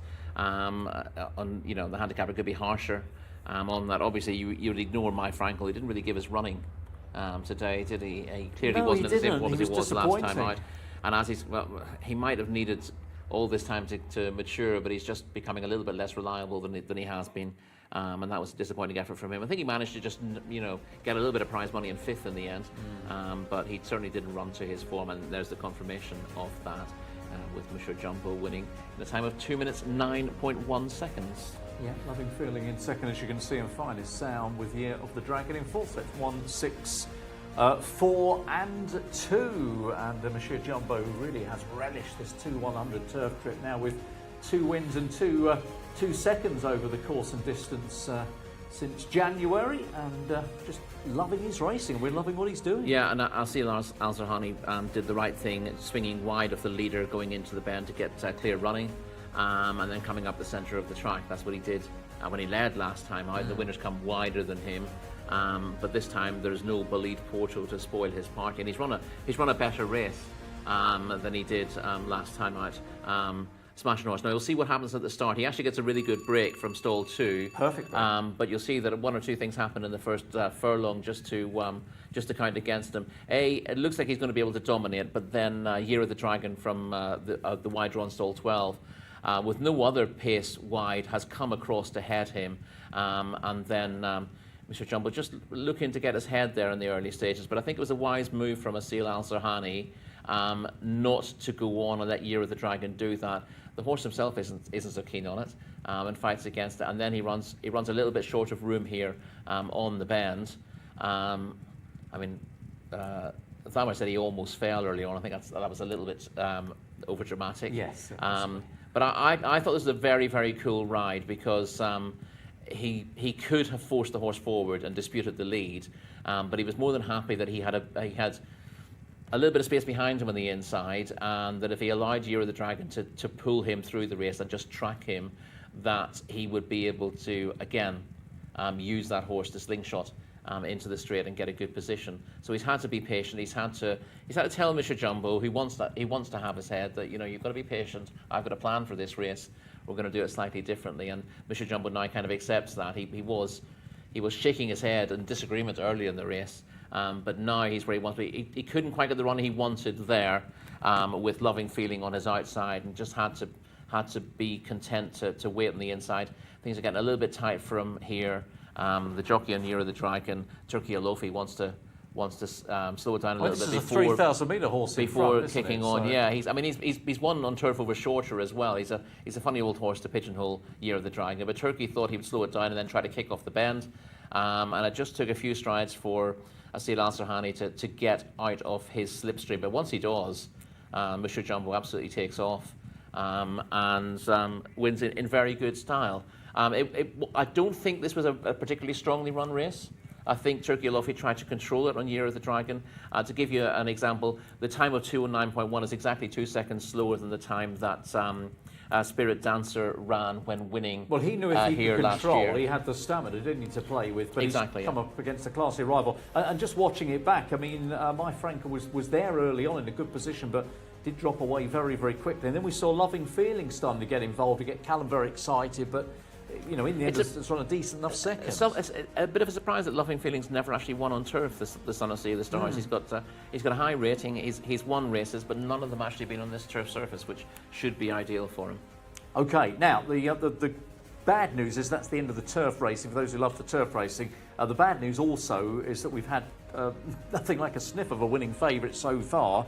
3 fairly big price races, and everything comes in threes. And here is a very trappy looking maiden to come up, but it's probably the one where hopefully we're all going to find the winner. 1,400 metre local bred and imported 3-year-old race. We've got a chunky field here. We'll get the 4 listicles shortly, but looking at the international market, it's 11-4 the field. They made the 15 Markham favourite. I think it's improving, Rory, even though it's had 11 chances. I thought the last couple of runs that horse was finding a bit of form, but this is, if we think the first 3 races have been difficult to find winners in, this is tougher. We'll let Rory have a chance to reanalyse all that form while we get the runners and riders with Enzo.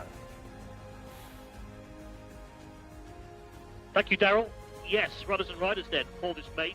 Big field here on the dirt, 7 furlongs, 1,400 metres. Number 1 is Adjouj, Adel Al Faradi is the rider. Number 2, Ala Brak, Abdullah Al Hussein. Number 3 is Al Qaid, written by Jose Rodriguez. Number 4 is Al Khair for Abdulaziz Al Yayesh. 5, similarly named, Al Khayar for Muhammad Al Dahan. We'll try and distinguish between those 2 in the race commentary. Number 6, Al Tarab, Osama Al Sharani. Over the page to find number 8 for 7 does not go. Take out Burke Al Tawheed. So number 8 is Akko Jawaha, and it's written by Abdullah Al Fayrouz.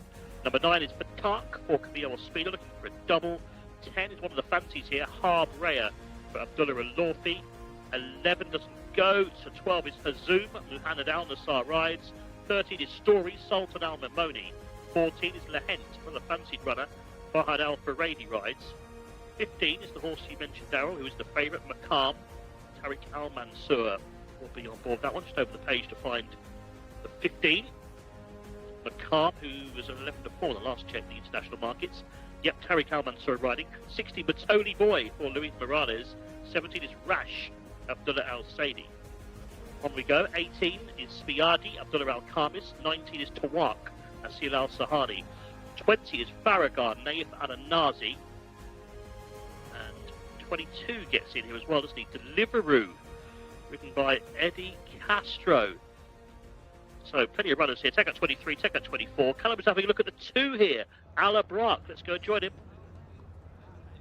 Thank you, Anthony. Yes, the 2 is the one we'll start with, Ala Brack. Just a really gorgeous, big, strong type, well built all the way around. Unlike a few of these, he's got a really nice back end to him too. He's had plenty of chances here. This is start number 7, but you can see why he's had plenty of runs as well. He's a precocious type, big, strong boy, and hopefully can run a big race today. Abdullah Al Hussein takes off 1 kilo. Let's drop back to the 6, who was late in the parade ring, Al Talab. Just comes towards me now. Big chestnut here with the headgear on and the cross noseband just to give the jockey a bit more control. But he is absolutely mahoozed. He is a big boy. And he's another one who's had plenty of experience. This is start number 7, but a good effort last time out when finishing 3rd. Surely should be able to build on that now. You just look at him, he's a bit heavy-footed. He's not the most fluent of movers, but my goodness, is he a good-looking animal. My only concern would be he just looks a little footsore there, and I would say his others are walking a lot better than him. Let's drop our way back to the 8, who was probably one of the better looking runners in here. Akujawa here makes his 2nd career start. He's a good looker, isn't he? Really, really captured the eye. Dark Bay individual, taking it all in, having a good old look around. I think he's just 1 step away from blowing up a little bit, but he's a good looking type here, and he's walking around like he owns the place. He's a bit calmer. Did not put a lick of sweat on him yet either, so you'll see he's got 1 white sock just on the off-4. There he is. He's going to have a think about it. You could tell it was coming. You could tell it was coming. Mustafa, my cameraman, is getting a little bit jiggy, but he's walking fine, and as long as he goes past the outriders, he should be absolutely fine. Looks really well. Let's go back. We're going to look at the 14 next. That is the newcomer for the Red Stable. This is Lahent, British bred by Cheveley Park stud, out of them by the mighty Pinatubo. Of all horses, he was a star sprinter, wasn't he, for Godolphin back in the day. Pinatubo, I think they named him, didn't he, after he had that superb juvenile campaign. He looks fantastic, doesn't he, though? Lahent really, really catches the eye. Imposing type. I'm sure Rory will know much more about the pedigree than me, but I do like what I've seen here on debut. Looks a big, strong type. Surprising he's only making his debut today. And finally, the last one we'll look at is one of the horses with the best rating, and here it's Twak, the 19. And if you are looking at horses just on the rating, you'll be very happy to see that Twak not only is horse number 19, but is also partnered by Asil Al-Sahani, who is looking for a quick fire double. So hopefully this horse will be able to take another step forward, having shown plenty of good form in the last 2 starts. Just in behind, Naif Al-Nazi holding on tight as Ferrer tries to kick him off. Well, I tell you what, let's stick with Twak. Interesting one at 9-2. We can show you a bit of VT. This is a couple of runs back, isn't it, in early February, behind Fuge on this occasion. Yeah, and I'd say that form looks slightly better now. I thought Fuge, I wasn't impressed with Fuge last week, but he certainly came back to form. Twak finishes well from a poor position. This is a fair effort over 1,200 metres, looking like he wanted a little bit further. Now, he was only 6th over 1,400 metres most recently. That was 2 weeks ago. But he wasn't beaten very far. It was a messy race. He was beaten less than 4 lengths in 6th place. So I think he's probably worth another chance at this trip. He certainly ran on very well that day. Right, we're going to show you the 15 as well, Macam, and starting to find a little bit of form perhaps. Here's an example of that, finishing 3rd. Yeah, this is a nice run from Macam. He made the running this day, couldn't fend off an easy winner in the ship of Wadatak Allah, but he kept going well to challenge again for 2nd place, and he didn't go down without a fight. I thought there was nothing wrong with his attitude here. Obviously, he showed his limitations in terms of what he can't beat, but he ends up running in a contest here that will take an awful lot less winning, and he deserves to be one on your shortlist. Yeah, Macam is favourite 15, then at 11-4. Harboria is the 2nd pick. That's the 10 who's had the 6 starts so far. 4th last time was a better effort at 4-1. 14 horse Lahent is on 4s as well. That's a debutant for the Red Stable, so we'll keep an eye on the market there. Twak at 9-2, the 19, and Rash, 17 horse is on 6 to 1. I mean, you're looking at horses best rated here, sort of low 60s. The 10 horses, the 63 rated, marginally the highest. But who's on the list of possibles? Don't make it too long, please. Quite a lot, to be honest. The two we've seen in videos are on the possibles. Habri as well. He's run a stall 20, but we saw yesterday that you shouldn't be worried about a very wide draw with the way the track is riding at the moment. And I'd almost say in a massive field like this where a few of them could get in each other's way, Habri might not be badly drawn in stall 20 at all if he can track the pace and then look to storm home under Abdullah Alofi, who's riding well at the moment. He'd be on my short list. And the other one I threw on that short list is Lehent, who we Callum didn't mind the look off in the parade ring. He's got a terrific pedigree. He said I would talk about it. I will talk about it if you like. He's by Pinatubo out of a mare called Regal Splendor. Now, Regal Splendor didn't run, but she is a daughter of Regal Realm, and Regal Realm is also the dam of Regal Reality, a horse who's won a hatful of races for Sir Michael Stout. A little bit of a monkey, Regal Reality. Still going now. I think he's been gelded, hasn't he? And he's a 6-time winner, a multiple winner in group company as well. Not the easiest to predict, a little bit temperamental at times, but very talented. And obviously Regal Realm herself was a top class a top class race mare before producing horses like that. So she was a 3-time winner herself from a very good family. And Lehent cost 300,000 at the sales in 2023. I mean, this is a good place to make your debut, isn't it? I mean, the end of the season here, a lot of horses, some of them more exposed than others, but gosh, you could easily pop up here with that kind of pedigree first time. I mean, the fact that Lehent hasn't been seen already is a red flag. With that pedigree, you'd like to think that Lehent would have been on show early in the season and looking to run in some of the better races. That hasn't happened. And here he is making his racecourse debut on the second last day of the season with nowhere to go afterwards. Okay, that's a negative. So maybe he's been rushed to get a run, but that wasn't the impression I got from Callum in the parade ring, and I think you do have to take him seriously. This is not a particularly strong race. There aren't many of these who will run to a mark of 60, even those who've got it. As I said, Habri's rated 63. McCarm is a solid 60 performer, I would say. And aside from that, anything run. I mean, Rash is a 6 to 1 short who's rated 50. That did improve markedly to finish second last time out. You threw that in your short list as well, I suppose. But the rest I struggle with. You just wanted to reference the top horse, didn't you? Because of the jockey booking, though. Yeah, Ajruz I wanted to give a mention to. He's, again, an interesting pedigree, son of Earthlight. I think Earthlight's been a little bit disappointing as a stallion, given what a top class 2-year-old he was. But Ajrouge didn't have a jockey when the prices were put out for this. But since then, Adel Al Faredi has come in for the ride. So obviously the fact that he wasn't booked in advance is a little bit of a negative. But you can be sure that the people pricing this race up, knowing most of these are pretty exposed, if they'd known that Adel Al Faredi was riding Ajrouge, he would have been put in as a 10 to 1 shot, not a 40 to 1 shot. Which one of those is correct, I don't know, but you're getting an artificially big price. You're beating the odds. Because the bookmakers weren't aware of that fact, and he is the champion jockey elect. And this horse, listen, he wasn't beaten miles on debut. He was down the field, but beaten 14 lengths on his only start to date. I don't judge a horse on one run, and it could well be that he's a lot better than that form and shows it second time out. So there's too many ifs in there for me to make him a selection. But there's a lot of ifs at 40 to 1. You could but accept he is it, interesting at 40 or 50 to 1. Okay, I think it's either one of the VT horses for me. Yes. I just prefer the 15, although more exposed Macam. I think it's just finding a bit of form those last couple of runs. One of them's just being checked over, actually.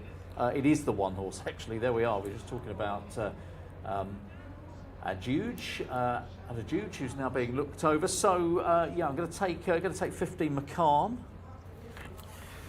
I think I'm going to have to take Tawak then, number 19, who's better than he showed last time out, and shaped as if this trip will be ideal 2 starts back. Okay, so we're both towards the top end of the market. Callum, who are you finalising your pick with?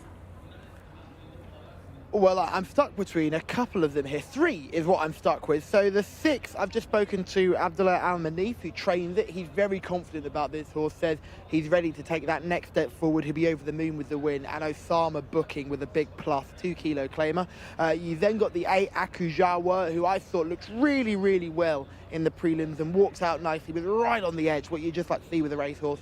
And then the other one was Lahent, the debutant, Lahent, I should say. The debutant here, bred by Cheveley Park and by Pinatubo. So plenty to like about a lot of them, but I think my gut keeps telling me to go to the 8, so that's where I'm going to go. Akujawa is going to be my pick. And we're still seeing the 1 just being checked. So it's being jogged up now to check for lameness. Great work by our vet team here in Saudi Arabia doing those checks. But Anthony Ennis is our commentator. And Anthony, what's the difference between horse number 4 and horse number 5? Could you just give us an early pronunciation, please? All right, Callum, put me on the spot there. Okay, I'm going to go Al-Khair for number 4 and Al-Khair for number 5. Let's just hope they're not fighting out the finish. Let's hope they're somewhere at the back. But good luck to all participants here. They're loading up. There's the 12 going in. Hazoum in the blue and white. Yeah, very similar names, those two, aren't they? Who'd have thought they'd be alongside each other in a race card when they were bred? Right, about 5 to load, including Lahent. Looks like the 1 is okay, I think, isn't he? Adjouge. Yeah, all good with Adjouge. He was just checked over. He's now walking forward, so waiting for Al-Qaid to go in. He's got headgear on. Big field of runners here on the dirt for these 3-year-old maidens. Last 3 going forward then. Just about set to go, I think. Akko Jawa Hair has got in there. It's Callum's fancy. We're ready. Race 4. And they're off. They've jumped away here at Riyadh on the dirt over the 7-furlong trip. Breaking well towards the near side is Maqam, the market leader with the light blue and black. Got a very good start. Also showing pace is Adjouge under Adel Al-Faradi, maroon and gold colours to sit in 2nd place. 3rd will be Mitoli Boy at the moment. That's in the yellow and pale blue colours, with racing in 4th, Al-Tarab.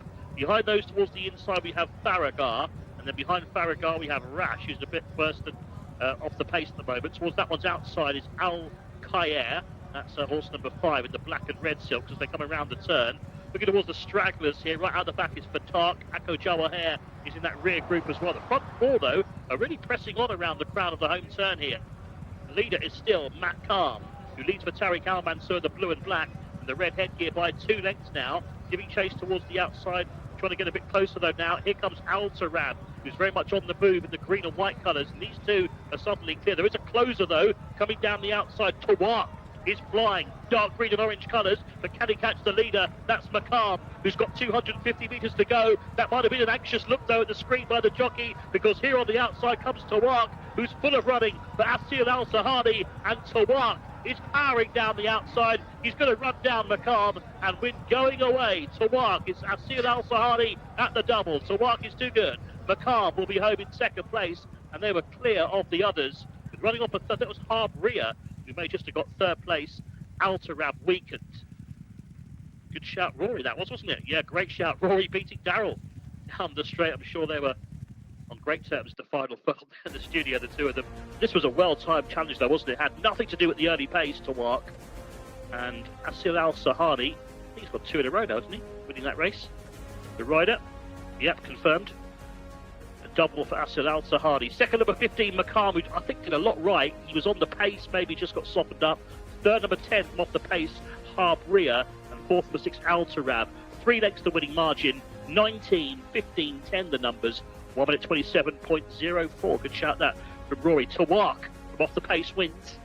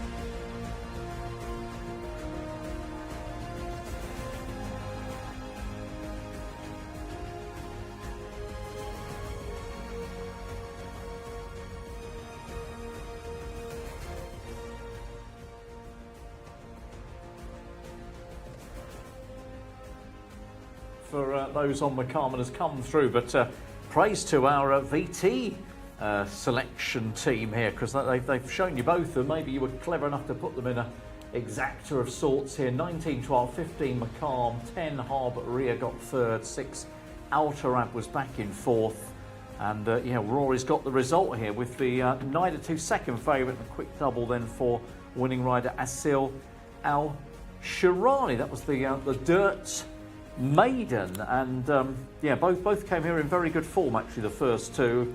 Admittedly, Twart less exposed, only had the 3 starts, whereas obviously the runner-up had 11 goes, but for me was improving. That's why I went with 15. I wish I'd gone with a 19 now. Yes, I don't think he had the race run to suit him last time out. As I said, he was actually beaten further 2 starts ago when he was runner-up, but came from a long way back and finished with a rattle over 1,200 metres behind Fuge. And then last time out he was only 6th, but beaten 3 1/4 lengths on that day, and probably just finding it too messy a race for him, whereas this race was run at a frenetic pace. He was unsighted in the early stages, but turning for home you could see him going through the gears and knew he was going to be a huge danger, and he picked up really well. He's got quite an exaggerated action if you watch his leading 4. Really throws that leg out, but hits the ground hard, which wouldn't be ideal for the turf here, but got the job done and looked perfectly genuine. Again, he's just not had races that have allowed him to express himself so far, and this easier race run at a furious gallop was absolutely perfect for him. And that's the smile of a winning rider who's completed a very quick fine double, so well done to Asil Al Shirani on the back of that win in the previous race, of course, for Thamer. He's now got a winner here for Abdullah Al-Faraj, who has taken the 4th race. No relation to Nigel, as far as I'm aware. As far as I'm aware. No. We move swiftly on, I think, from that. Let's have a look at them turning in, and the screw was about to be turned, wasn't it? If you were on McCarm, who's done all the sort of hard work, there was a contested lead, wasn't there? And initially, actually, Arjuge was there. We'll see that on the replay in a moment. Yeah, that's run a lot better on debut, although it's done a lot of work earlier on and has faded pretty tamely out of things. That's probably better than it looks. Adele's basically used that right down in the straight, and is going to end up again finishing. The form book will say he's been soundly beaten on 2 starts, but I think he's shown a bit of ability there. Arjuge, and maybe one to look out for at Taif. Yeah, drawn on the inside, of course, was McCarm got a brilliant break here from a low stall straight into the lead as he was last time out. And if he wasn't hassled, I think he would have probably won the race. It would have been a case of trying to steady the pace and control it from the front. But after a furlong, Adele Al-Faradi sends the top one, Ajarjuj, into the lead, and you then also have others, Matoli Boy and Al Tarab in behind. Matoli Boy on the outside, Al Tarab in the green colours. They also got really fast either side of McCarm, and I think McCarm's run an absolute blinder here to have finished as close as he did, because he's then, as the leader begins to weaken, he doesn't want to get penned in by the 2 who were coming on his outside, so he's asked for a second effort from McCarm, and he's got away from the horses around him. But by doing so, he set it up for a finisher, and that finisher is just arriving in 3rd place at the moment, but going 3 to the 1 of those in behind, and setting his sights firmly on the leader at this stage, who, as I said, has run really well. But Thwack has had the race set up for him and has confirmed the abundant promise he showed 2 starts ago in a similar sort of contest. Interestingly, for a race that looked almost impossible on paper, lots of exposed maidens, none of them high ratings, I think the first 3 home were the first 3 in the market. Yes, so the market identified them correctly, which is always positive to see. Yeah, we saw 4, didn't we, get away early on. You can see just dropping off the pace as we look back. There is Arjuge, but that's a promising enough effort. And there was money, not surprisingly, with Adele, booked from 40s down to 20s, which was probably with that late jockey change coming in. But yeah, you could see that your selection was about to pounce, Rory, and McCarm flashing home down the outside. And what a great quick fire. Twaj coming through late on. What a quick fire double it was for Al Sahani as well to achieve. Yeah, he's been riding really well recently, Asil Al Sahani. Obviously, most of the big jobs here tied up. But he's getting more rides in the last few weeks of the season with, I was going to say Sylvester de Souza, with Ricardo Souza Ferreira being out of the picture. That has allowed him to get the second rides for Thamar Al Dahani. He's been getting noticed as well, and now to ride a double in the day is justification for the way he's been riding over the last few weeks. Do you know what we need to do? We need to find out where Callum is. Yeah, guys, I'm in the pre-parade ring here. We're just looking at Mohammadi, who's just been tacked up and ready to go out here ahead of this contest. Interesting moment here as everyone tries to get into a race card order. You just see Palance, the three, is in the middle of the circle. We'll go over and just have a quick peep at Palance, who looks really, really well today. Normally, I'd think Palance would be more dangerous over 1800, but looks really well in the middle of the parade ring. They're currently walking over to just slip him in behind the two. That's the plan there, to get Palance in there behind the two so they can all get in race card order. But I thought this horse looks really, really well. Completely different to the horse we normally see. Normally it's like a coat hanger a little bit, Palance, but he looks in good shape today. The only concern would probably be the trip. Just got one coming in here. That's the 17, just getting tacked up as well. So let's focus on the 17. That's Yabri, who we're just having a good look at now. A really nice type. You can see straight away, just calm as you like in the stables area.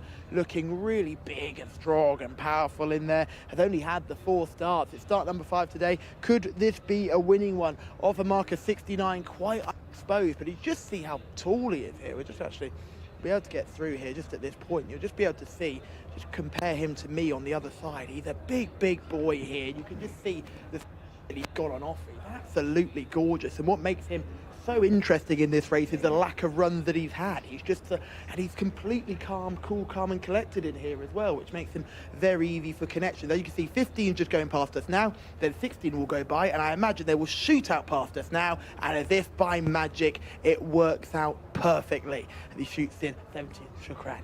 We're just seeing it come through to us now. With the 18 in behind, looking a little bit smaller, completely different body type there. Your 17 with such a good chance to get up close and personal there. You can see the difference between that and the 18, who is Alaf Alamar, who's just a bit smaller. The 20's a nice type as well. That's just gone by a thermostat for the 20.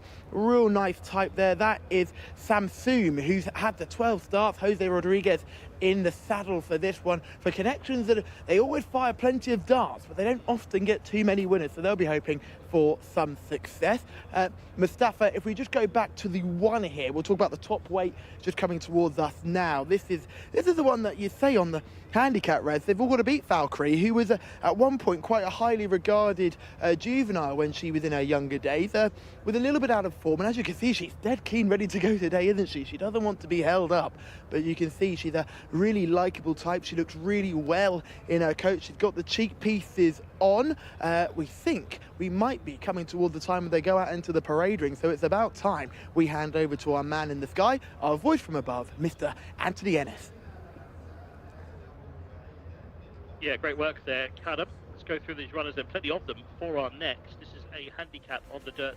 It's over 7 furlongs. Number 1 is Valkyrie, written by Abdulaziz Al Faradi. 2, Khalid Alayez, who's a 5 to 1 chance currently. Mohammed Aldaham. 3 is Palance for Mohammed Saeed. 4, Kilastife, Tariq Al Mansour. 5, Matahil, Rakan Alabaid. 6 is Yaz, who is the favourite, written by Khaled Al-Lazmi. 7 over the page, Al Rahawi, Luis Morales. Scratch the 8, Milwas doesn't go. 9 is Kasab Al Maidan, written by Naif Al-Anazi. Number 10 is Abab Al Mouj, Adel Al Faradi. 11 is Besht Al Akem, Abdullah Al Khamis. 12, Vidawar, Salman Al Rashid. 13, Shibal Omar, Abdullah Al Fayruz. Over the page to find 14, Lamaya Kafi for Abdullah Al Lawfi. 15, Mandushi, Abdullah Al Hussein. 16 is Mohammadi, Camille Ospina. 17, Yabri, Osama Al Sharani gets the call up. 18, Al Harf Alamar, Abdullah Al Saidi. 19, Sami Al Qatar for Abdullah Al Ordid. And 21 gets it as well, as does 20. 20 is Samsum, Jose Rodriguez. 21 is a runner, Dana Alafras, written by Eddie Castro. So a big field of runners here for this handicap. Let's go back to the studio and rejoin Darryl and Rory. Thank you very much, Enzo. I must say good evening to Baba, who's been on. He says, nice to see you guys. Used to work here. He said, worked here 11 years, from 2000 to 2011. with the King Abdullah team. So yeah, he's sort of reliving old memories and watching the programme tonight. And wherever you're tuning in from tonight, you can get in touch, of course, on the chat service on the Jcsa English speaking service on YouTube. It is the penultimate day of the season, so you know if you don't come back tomorrow, that's us done until, well, I mean, who knows? Meeting at Taif coming, of course, in the summer, but racing here won't resume until the autumn. So do get in contact, you know, sometime in October before racing is back here at Riyadh. Love to hear from you. If not today, actually do it today, because you'll forget to do it tomorrow. Now, we need to sort this race out, Rory, and it won't be easy. A handicap with a slightly bigger range than normal. I think we're down about £9 between top and bottom, but it is 4 to 1 the field, they're calling. Number 6, Yazd is just favourite. Give us some horses to start us off with. Well, we'll see Khaled Alias in action fairly soon. This one was 6 3/4 lengths, 5th to Red Kite and a not to 90 handicap over 1,600 metres on his penultimate start, staying on in the finish. Obviously, this is a big drop in class for that. Was well beaten last week, but that was just 5 days after that. So he ran 2 Saturdays ago, yep. And then he ran on the Thursday and was disappointing. But he had excuses there. This is an easier one, although the drop to 1,400 maybe not ideal. We'll show the VT in a second, but we must go back to Callum. Thank you very much, team. Jockeys are already lining up outside the weighing room, ready here ahead of this next contest as the horses just make their way into the parade ring. And we've got the jockeys in 2nd and 3rd in the Jockeys Championship, with Camille Ospina and Mohamed Al Dahan both looking very comfortable around each other. Yeah, thumbs up all round. They'll be racing soon. Camille, in this race, you're on Mohamedi. Good chance in this race? I think so, yeah. We got a chance. Maybe the Dahan horse is better than my horse, but I'm happy for him, you know, he's my brother. Mohamed, apparently you're on the better horse. I don't know, I hope this. Now, you two are very, very close in the championship, but it's all very friendly here. When we get out on the track, is it the same friendliness, or do they get a little bit feisty on the track? No, it's the same, it's similar. I know Dahan from the beginning, you know, and he's my brother, you know. I worked long time with him, and I'm very happy when he's winner, you know. He's my brother. He's having a fantastic season, isn't he? Yeah. He deserves it. He deserves it. You deserve it, apparently. So best of luck in this race, you guys, and hopefully we'll see you in 1st and 2nd. Inshallah, I hope this. Good luck. It's brothers in arms going out. That's fantastic. The 2 guys battling out, of course, to be 2nd in the championship. We know Camille's had a winner tonight, so he's closed the margin. He's only 2 behind Mohamed. Let's go back to Khaled Alias here, who's had 19 runs. We should point this out before anything else, without a win, of course. Yeah, and that is the concern. He's going up the handicap as well without winning races, you wouldn't say that he's particularly well handicapped on balance. This is quite a good run. It does come in for a hard ride this day. You see him making headway down the outside of the field in what was a decent race. Red Kite sort of stole it a fair way from home, but he runs a decent race, Khaled Alias. As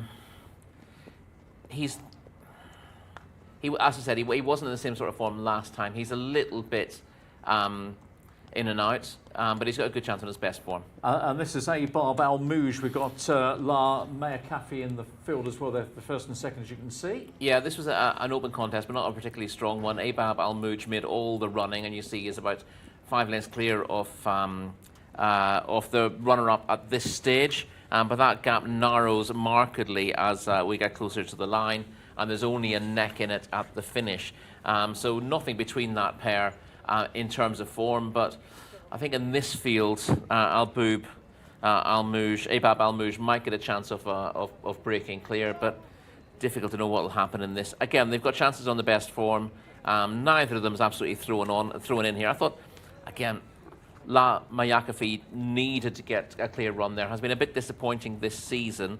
That was a sign that that he was heading in the right direction, and he did run a very, very good race over course and distance last season off a higher mark. So it might just be that he's coming to form, and he's the one I would favour of the 2. Okay, right. We're going to go straight back to Callum. Team, yeah, Best Alakem is the horse we'll start looking at here. This is the 11. Now, for those of you who don't know, when we get to the racetrack early, we sometimes see a few horses going through stalls tests, and that's exactly what Best Alakem had to deal with a couple of weeks ago. He's had some real problems at the start, all the way since his juvenile days. I remember when he was a baby, and we used to watch him last season, and he had issues. He's still got issues today. Now, he's passed the stalls test, which is why he's here. But my concern would be that he can look very relaxed in the parade ring and get very worked up in the gate. Let's go back to Shibal Omar. I'm a big fan of this horse. He tries his little heart out. He's an absolute tough cookie, Shibal Omar. And he comes into this race on the back of a few very decent efforts as well. He had a win in a maiden a few starts ago where he absolutely dotted up, and he was chucked in on that occasion. Now in this sort of handicap level, I think he's very dangerous off a mark of 70. I'd have to give him a chance here. He looks really fit and ready to go. He's had plenty of racing, and hopefully he can put his best foot forward today. No negatives for me in the parade ring. Doesn't look like much, but is often a dangerous runner. It's interesting, Abdullah Al Farouz is on him. Camille Ospina took the ride on him in that maiden race and clearly wants to go in a different direction. The horse that Rory was talking about was Lama Yakafi, horse number 14, who we're just seeing now. And as mentioned before, a hugely promising youngster, not quite the same this season, but I must admit the run last time out shows some promise. Looks really well in the parade ring as well, Lama Yakafi. Having a bit of a head wobble around and a bit loose walker, but certainly no negative for me. What's the way he covers the ground with that walk as well? I'm intrigued to see how Lama Yakafi gets on in this type of company. And then finally, we'll have a look at 15 and 16, who both look really well. We'll start with Mandushi, the 15, who does look in really good shape, doesn't he? Now, we've seen this horse recently, a couple of poor runs of late, but tumbling down the handicap. And just in behind, this is Mohammedi, who will be partnered by Camillo Ospina, who's a very nice looking type as well. And then there's just one more in behind, which is the horse I like, Yabri. That's going to be my paddock pick. Let's go and grab a word with just a couple of people in the parade ring. I've got Toby the vet, who's just in front of us now. He's had a pretty busy season, but he is saying he's coming to the end of the season now. He's going to be really happy for me to grab a quick word with him. He's just having a catch up with the rest of the team. Just want to say hello and just how's your season been, basically? It's been a long one.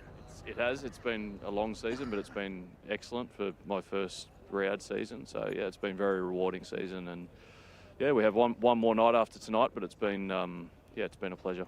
And I must admit, I thought it's really worth mentioning that Saudi Cup went off without a hitch. So many connections speaking to me before and after, talking about the safety of the horses on track, and that's down to you and your team and this brilliant surface that we're running on. Yeah, we were very pleased. The team did a fantastic job. We, over the course of the 2 weeks leading up to the Saudi Cup, we inspected north of 250 horses on multiple occasions, repeat inspections to make sure that the horses are suitable to race. It went very smoothly. It was a really, the trainers and the connections did a fantastic job presenting their horses in a suitable fashion to race. And obviously the results spoke for themselves. We've got some cracking racing and some safe racing, and that is the main thing. Go and enjoy Australia when the season finishes, and we'll see you back next season to do it all over again. Thank you. Thanks, Callum. Cheers, Toby. Yeah, lovely to get a little bit of input there from the vet. So many different people involved here, of course, to ensure that everything runs smoothly. Right, runners down at the start for this 5th race. Yeah, tough handicap, of course. 1 or 2 unexposed types. I mean, it's funny, we looked, didn't we, at Khalid Alays, who say is exposed, but definitely finding a bit of form with Mohammed Aldaham. So I could have that one on my shortlist at 5. So I quite like 10 as well.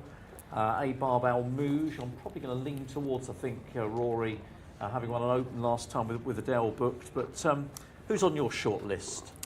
I'm not that keen on Khalid Alays from a win perspective. Abab Al Mouj and La Mayakafi I've shortlisted. Shibal Omar, who Callum gave a mention to, is also my shortlist. And another one that he quite liked, I think he liked Sami Al-Qatar, who won Yabri 2 starts ago. I didn't like Yabri so much on paper, but I admit it looked well. As did Mandushi, looks terrific, but Mandushi's really hard to fancy on recent form. 40 to 1. On last season's form, he'd have every chance, Mandushi. In fact, he'd have a terrific chance off this weight, but hasn't shown much at all this season, but does look magnificent. So I wouldn't put you off that at a price. But the one that I'm probably going to come down on is Mohammadi, number 16. Camilo rides. He didn't sound massively confident pre-race. He's drawn out in stall 20, but he's running well enough to win. I think the only thing that would really put you off, and the reason why he's not shorter in the betting, is because of that draw. But as we've seen in the last couple of days, it's not a hardship to be drawn wide on the dirt track at the moment, and I don't think that will be an excuse. He was fourth in a course and distance open in January. He's pretty consistent, and the pick of his form makes him look well handicapped of a mark of 69. So with the draw, less of a worry to me than it might be to some. I think Mohammadi can run very, very well here. 10 to 1 chance, 16 Mohammadi, who's won 2 from 18 so far. Little change in the market, really. I think they're pretty much the prices we gave you earlier. So Yaz the 6 at 4s, Khalid Alays, despite that sort of long losing sequence, but with positivity in the current form, is at 5s. Abab Al-Mouj, that's 10 horses on 6 to 1. Then we work down to 6 to 1 also. Number 7, Aura Wahi, who's had 13 runs, 1 win so far, possibly wants a bit further. And 17 to 2 is McAfee. That's another one that Callum was, I think, quite keen on early doors. On the subject of wanting further, again, because this is the not 75 handicap of the weekend, I think you've had a lot of these horses are in here because it's the right grade for them, not necessarily because it's the right trip. I think that might include Yaz, who's our market leader. What did you make of his chance? He's very lightly raced and he's on the up and up. Well, he hasn't run since the summer, and he won over 2,000 in a maiden. So in theory, he probably needs further, but he is, massively unexposed. And he's a premium tap, and the Sons of Premium Tap have a very, very good record, statistically speaking, over trips, beyond 1,600 metres and beyond in Taif, particularly the 2,000 metres, and that's what they're bred for. So it has to be a question mark him dropping back markedly in trip. And Khalid Al-Azmi, who rides him, is a pretty inexperienced rider, and he's drawn in stall 16. So the draw, again, won't beat him, but I don't see him showing up there early. And it won't necessarily be an easy ride for Khalid Al-Azmi from that point onwards. So he struck me as, listen, he might be the best horse in this race, but I'm not sure he's going to be the best horse in the race at this trip. And he's also potentially going to need the run after a break. There's lots of reasons. And he's got a jockey who's a lot less experienced around this track than most. So I thought there was one big tick in his box and several small negatives for him that put me off him. Okay, he's out to 9 to 2, by the way, and Khalid lays 2 on the card. He's out to 11 to 2 as well, so the market becomes even more competitive. Right, selections. I'm going to take Abab Al-Mouj, horse number 10. Number 16, Mohammadi for me. Okay, so 2 against this big field, but let's make it 3 against the field. Callum. It's going to be 17 Yabri for me, and look at those shots of this beautiful race course. The turf course looking magnificent. We've already had our 3 races on there, and now we move on to the dirt, and just a beautiful place to come racing. We had the Straight No Chaser team. It was really interesting hearing from them. They're obviously an American-based organisation led by a Lambourne-born trainer, so you could pretty much cover all parts of the globe, and they said this is genuinely one of the best tracks they've visited, just from a racing perspective, and that was before they'd even won on the Saturday. So it was really lovely to hear, and I think everyone in part of the Jcsa should be very proud of what has been created here over the last couple of seasons. It's been long in the making here. It's been a track that's had a huge part of Saudi Arabian racing history for a long time, but certainly a huge build-up recently with the involvement of the Saudi Cup and everything that comes with that. And we're just very, very grateful to be involved and be able to broadcast this fantastic racing to the rest of the world, especially on a wonderful Friday night. But the pick for me is Yabri. I know Rory likes Mohammadi, and Anthony Ennis, they're loading up pretty quickly, or they're trying to. It's over to you. Thank you very much indeed, Callum. Yeah, runners are going behind a big field of runners, wasn't there? A lot of them to get down to the start. Took them a while leaving the paddock to get down there, but they are. Mohammadi in front by 2 lengths. Under pressure is Yabri. Towards the outside, trying to pick up now is Abab Al-Mouj. Another one staying off the back of the field. Shibal Omar into 4th place. The leader has surely gone beyond recall, and that is Mohammadi.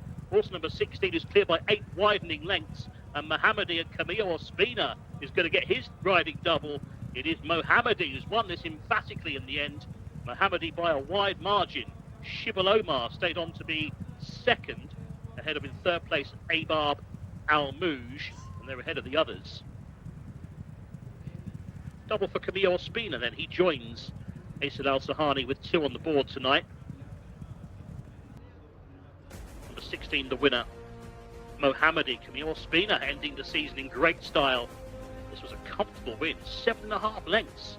What looked a fiercely competitive dirt handicap was turned into a procession by Mohammadi. 13 was second, Shibal Omar. Third number 10, Ayabab Al Mouj. Fourth number 17, Yabri. 1 minute 26.77. Camillo at the double then. Mohammadi has absolutely hacked up there.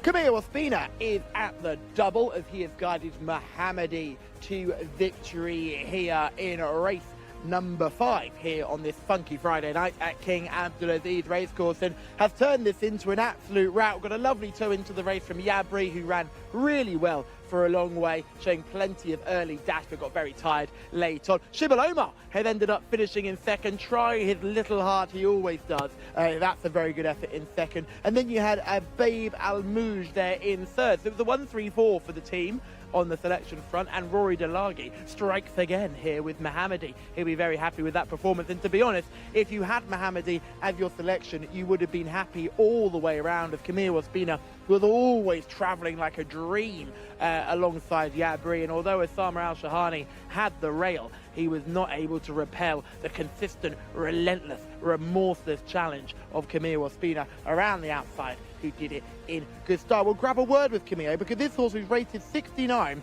having shown little bits of form in and out, has now got a third career victory from 19 starts. He's not doing too badly at all, and he'll be very happy with this, dropping into this sort of company and taking full advantage. Camillo Ospina is going to join me now. I spoke to you before the race, Camillo, and you said that Mohammed's horse had a better chance than you, but it turns out you've won by half the track.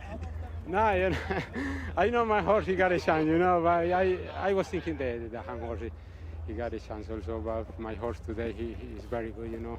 When I saw from the paddock, he's in very good shape, you know, and the trainer, he told me, Camillo, that horse is ready for that break, you know.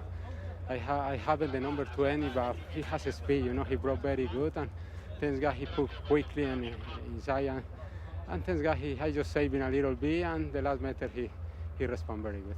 You were alongside Osama on Yabri for a very long way. Were you just holding back because you didn't want to go too early? Yes, I just tried to save him because I saw the races he go in front, and the last meter he stalled a little bit. You know, I just tried to save him until the last meter because maybe he's moving 300 meters, and thanks God he moving 300 meters because in the last meters he stalled a little bit, but thanks God he's in the wire and he won the race. You've got a couple more rides today as well, including White Deer and Fou de Pine. I think Fou de Pine's very interesting in that sprint.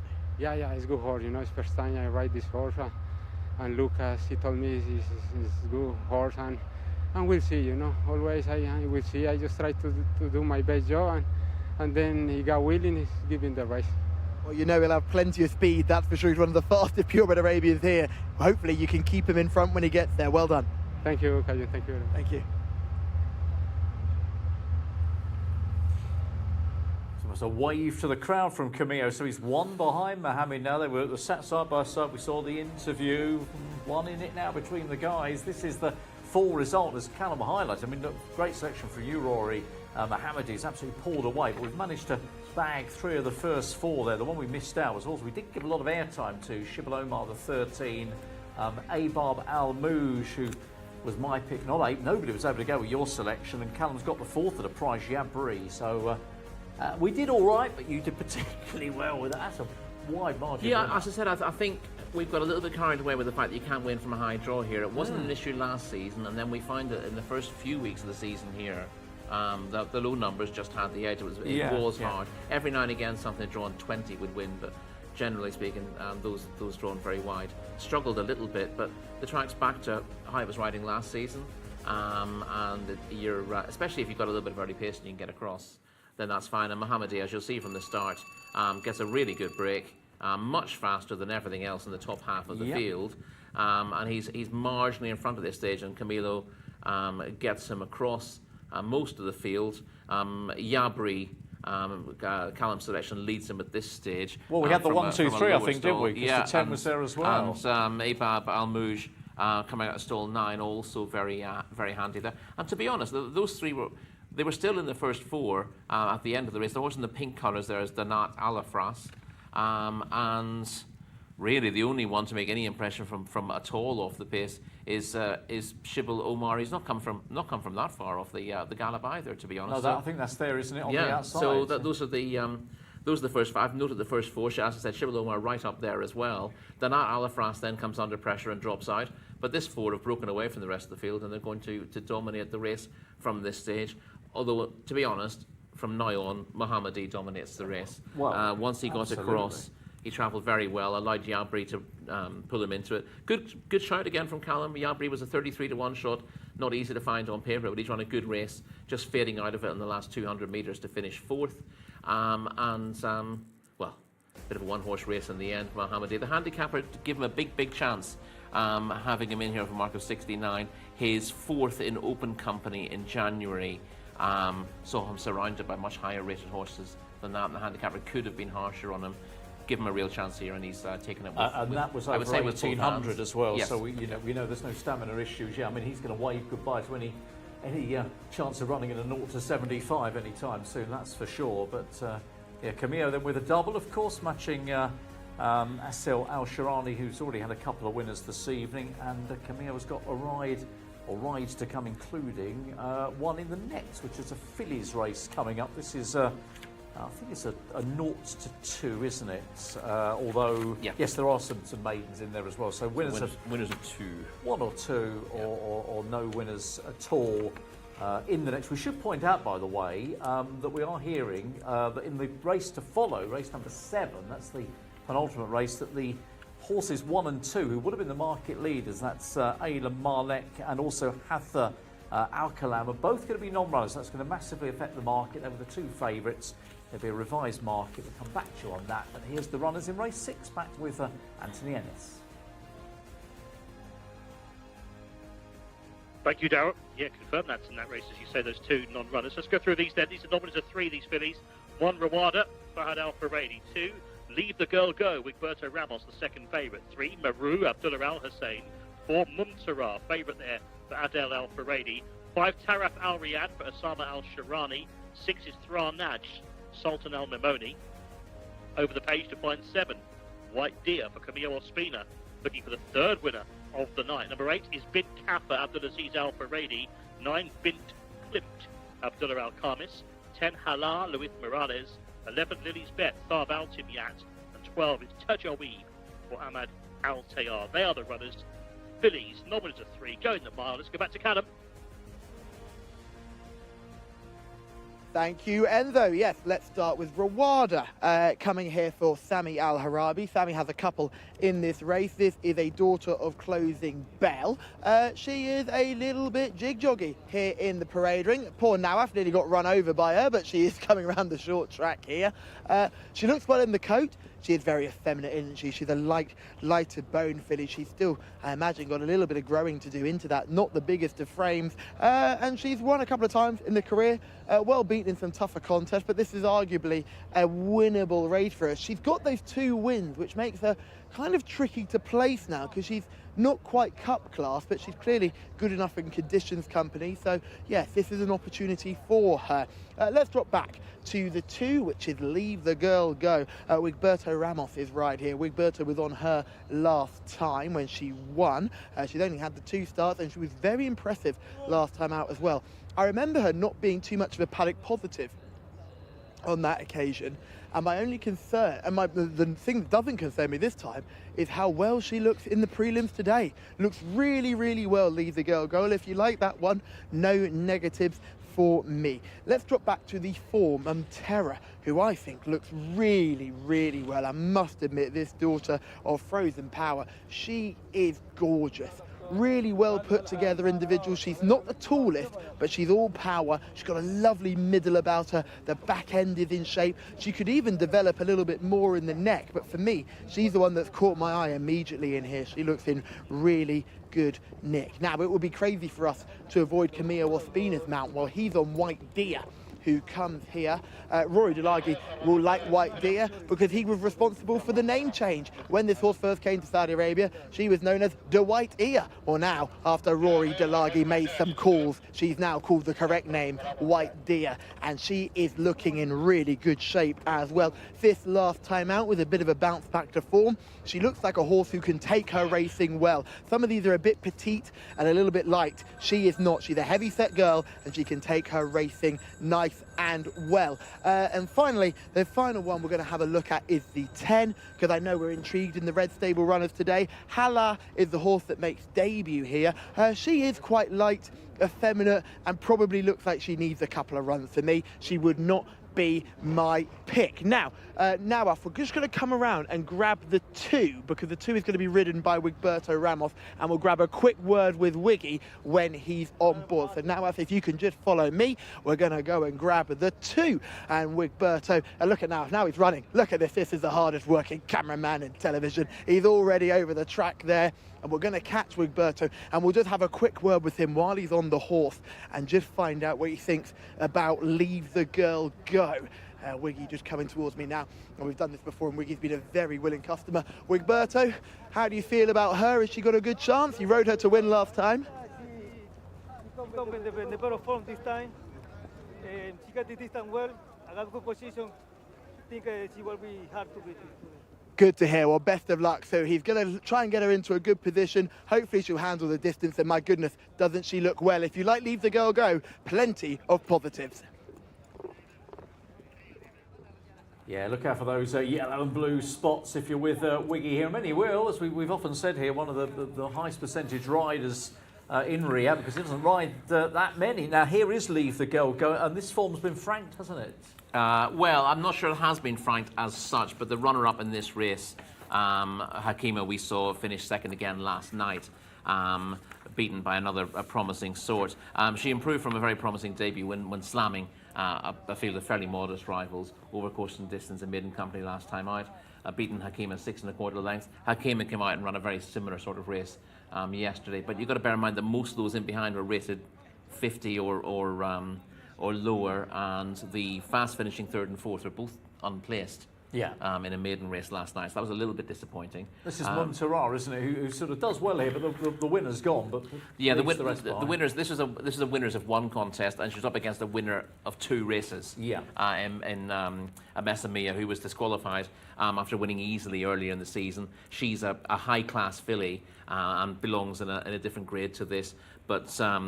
The second ran really well to chase her down, and she's miles clear of the rest. So this is a good performance from her.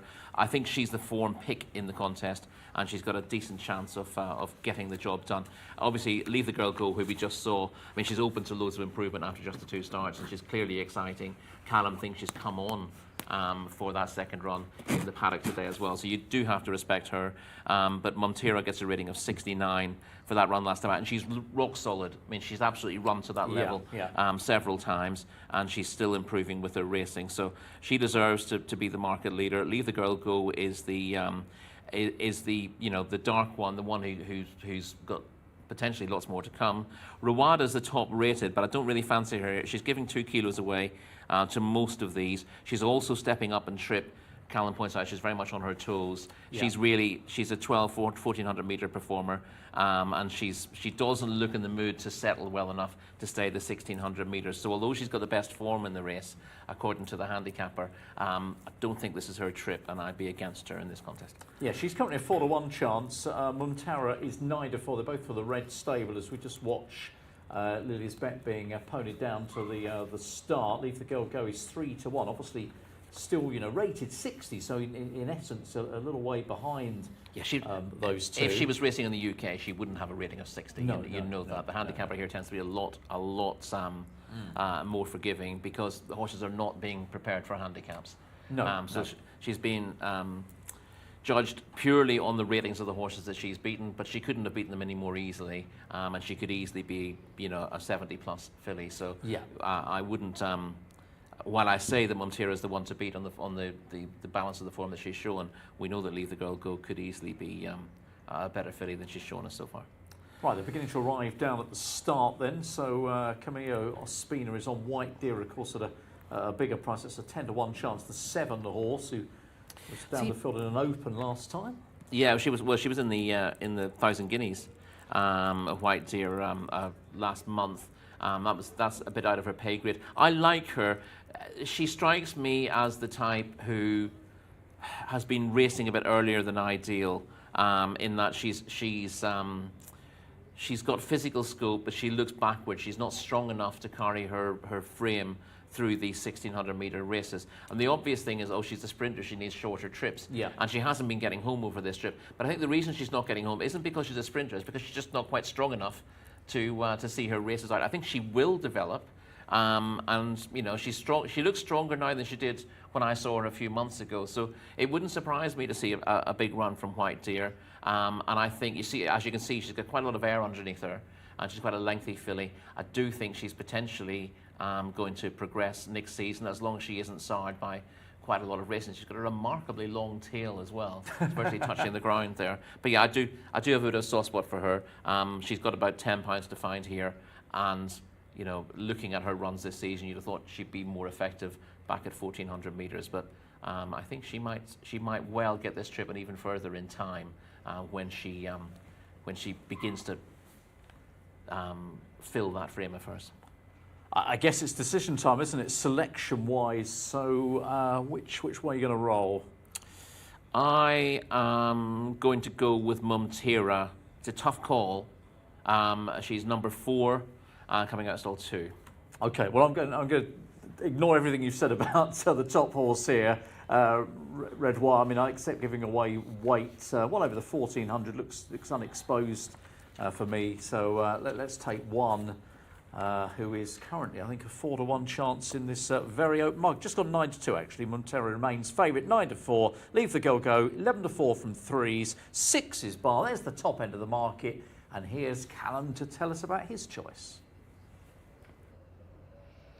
Leave the girl go for me, team. I thought Mum Terra looked an absolute picture, but Leave the Girl Go has, I think she's taken a big step forward from the last time we saw. She looked like a coat hanger last time we saw her. She came 6 wide on the bend. She hit the line hard, over course and distance. I think she's going to get a much easier trip today under Wigberto, and hopefully in a smaller field she could just use that stamina that she had in reserve to reel in Mum Terra in this contest. It's going to be tough, and Mum Terra looked very good in the parade, and it was a tough choice, but Leave the Girl Go. It's not often I get taken aback by a horse at the end of the season who looks better than they did when I first saw her earlier in the season. So I think she's in great form, and this daughter of Giftbox is going to be the pick for me. Hopefully Wigberto Ramos can give us a winner and a wiggle. You can see the top two just very close to each other there, and it'll be fascinating to see how they go. Just to run through team selections again, Rawada is the pick for Daryl. Leave the Girl Go is the pick for me. Rawada coming out of 12, Leave the Girl Go coming out of 10. And Rory likes Mum Terra, who gets that nice draw in stall 2. Anthony Ellis, it's over to you. Thank you, Roger Dean. Callum. Yeah, runners are loading up. Fascinating race, isn't it? Callum with Leave the Girl Go, Rory with Mum Terra, and Daryl with Rawada, number 1. Going forward there, red cap Rawada, white cap Mum Terra, blue cap Halar. We're almost set for race 6 of these fillies. Going the mile this time. All in, and he's hit the button and let them go. They're off and racing. What was a bit slow was Halar in the blue cap, just missed it a fraction.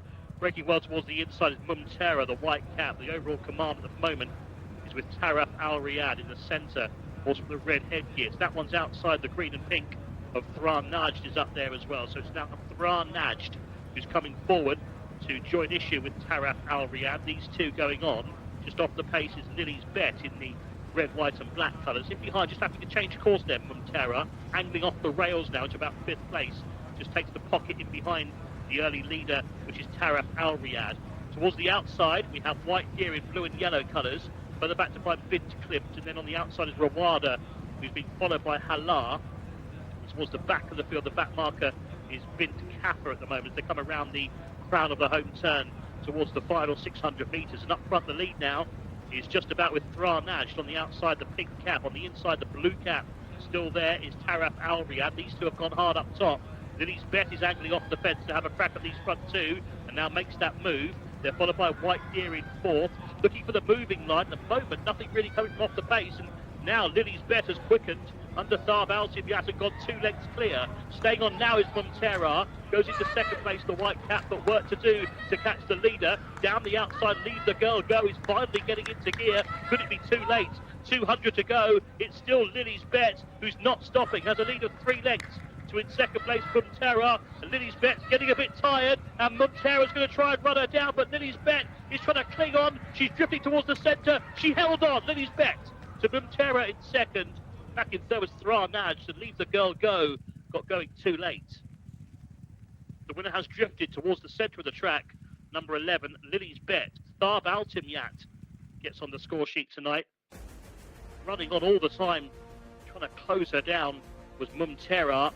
Wonder if Mum Terra was taken off a running line here by the winner. Might be worth another look. Yeah, she's drifted out, hasn't she, Lily's Bet? She's really come across towards the second horse. 1 minute 43.22 the winner's time.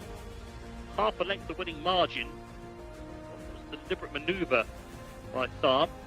Anyway, 11.46. We'll find out what the boys in the studio think. Half a length the winning margin. Lily's Bet the winner. Mum Terra 2nd. Thran Najd was 3rd on the rails, and 4th was the grey. Leave the Girl Go.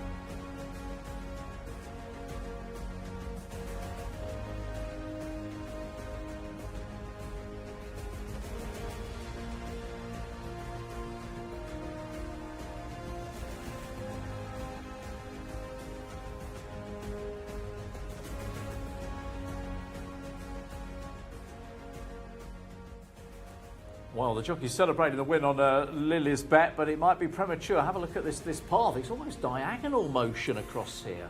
Yeah, and there's no actual interference as such, but in order for the runner-up to get past Montera, she has to change her path. And given that the leader was beginning to tire, her form in the UK was over 6 and 7 furlongs for William Knight last year. Montera had to check out wide to go there. So I think the stewards are bound to have a look at this. In my opinion, I think if you did this in the UK, I'd like to think you'd get thrown out for this. And if you don't, then the rules need to be rewritten. I think the rules do need to be rewritten anyway. But the question is, what's going to happen in the stewards' room? We assume there's going to be a stewards' inquiry. I think that's very likely. It's somewhat ironic that it would be another winner for the Red Stable if the stewards did get involved. But Thurbal Temiat looks very happy at the moment. He'll be hoping he's still smiling in 10 minutes' time. He feels he's done nothing wrong, or at least that's the impression you get. Let's go to Callum, get some reaction in the midst of it all, Callum. Yeah, I imagine when William Knight bought this daughter of Ifraj, he wasn't thinking, I reckon she can win on the dirt at some point in her life, and she has done that for Salman Al Dahani, who will try and grab a word with as well, a Kuwaiti-based trainer who speaks some good English. The stewards will definitely have a look. The winning distance being half a length might have something to do with it. I don't know whether that will be, if it was a head or a short head or maybe a neck, maybe. But I just thought maybe that might be working in their favour. But the main thing is we will grab a word with our winning trainer. I'm just going to go and fetch my cameraman, who's off getting the winning jockey at the moment. We'll just make sure that she can get a nice run out of things here. And we'll try and grab a word with our winning trainer. Salman, congratulations. Mabruk. Thank you. She's nice. She's very nice. Yeah, thank you. He's already running. I've ruined it for the Arabic channel as well because he's already halfway down the track. But Salman Al Dahani is your winning trainer, and I'll be very happy with this win for Lily's Bet for the time being. Yes, this is how they cross the line, of course. Nothing official yet. Provisional result on the screen. Lily's Bet 11, Montera having to challenge. 9 100ths between them in the end. 4 in second, 6 Thranaj in third, and Leave the Girl Go 2 was fourth. So it's 11-4, 6 and 2, 14-2 on the winner. International prices as they cross the line, but we are expecting us just to have a look, and we will let you know, read their findings, should that be the case. Right, let's have a look as they turn in. So Lily's Bet in front, and your selection in the red colours and the all red. Yeah, she's taken a bit of time to find top gear, as has Leave the Girl Go, but this wasn't a particularly strongly run race for my money. The first past the post is a filly who probably doesn't stay a well-run 1,600 metres. She's got form up to 1,400 metres. We've now heard that the jockey on the second, Adel Al Faredi, has officially objected, and that means the stewards will have to look at it whether they wanted to or not. Yes, so second objection to the winner. No big surprise about that. And here it is from the gates again. So Montera was in 2, and Lily's Bet was actually alongside in 3 as we look at it from a little way back. Yeah, we had number 5, Taraf Al Riyadh. We'll see whenever they come out of the, when we get a better angle on this, was up there early, as was Lily's Bet in the red hood. Those two disputing, well, sorry, she's not in the red hood, she's in the black hood. We also have the red hood up there of, who was it? Thranaj is up there. Taraf Al Riyadh is actually the one in the red hood. They dispute the lead, but for me, they're not going very hard for the trip here. And those who want the strong pace to come off are probably not particularly served by this modest gallop. You see the two who finished well on the outside of the field. Montera in the red stable colours and Leave the Girl Go in the yellow with the blue spots. You still have the 3 who went to the front early on are still the front 3 off the home bend, and a couple of those sort of weaken away later on. Thranaj and Taraf Al Riyadh. Taraf Al Riyadh still just in front at the moment, but beginning to come under pressure and drop away. Thranaj holds on there for a little bit longer, but now it's Lily's Bet on the outside of that trio who goes to the front, and she's stolen 3 or 4 lengths now on the chasers, and it's, as we'll see, it's Montera in the red colours and Leave the Girl Go who try to throw down a challenge. Thranaj keeps plugging away in behind those, out of shot at the moment, and eventually finishes third.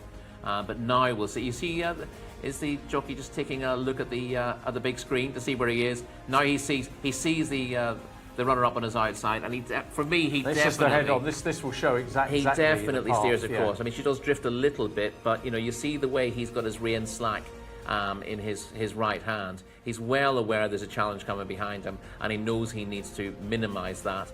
And it's okay drifting a little bit wide, but if you're going to start really turning to your right in the latter stages. It's those final moments, isn't it? Because up until then, it's the last. You can accept it's fine. It, I think, it's literally the last 10 or 20 yards that I think that makes a difference. And you see a lot of jockeys do this. They know they've got a challenger on coming wide of them, and they want to get close to that challenger, maybe to eyeball them a little bit, maybe just to help re-engage their mind, to let them know that there is a challenge there. But once you start drifting into the path of the horse who's coming with that run, that's where it becomes dubious in terms of the rules.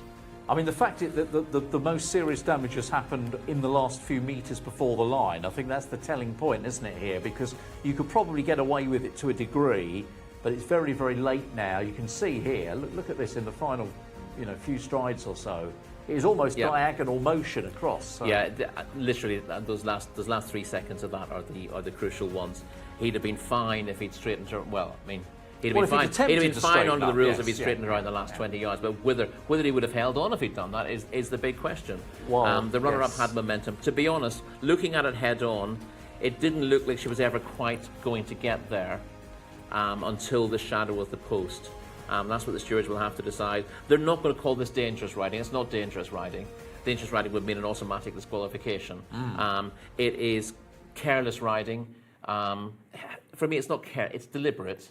But we don't tend to call things deliberate because it's difficult to be absolutely are we sure what a expecting jockey the result intends. to change? I think it's very much up in the air. I think it swings slightly in Mumtira's favour, but I wouldn't be surprised particularly which way it goes. But I think this just crosses the line. I would agree, but obviously it's close enough that there may be a case of no change. We will let you know, but certainly I think if you're on Mumtara, you can definitely argue a very valid case. It's worth pointing out we had the best purebred Arabian horse in the country disqualified early in the season at the big purebred Arabian festival under identical circumstances.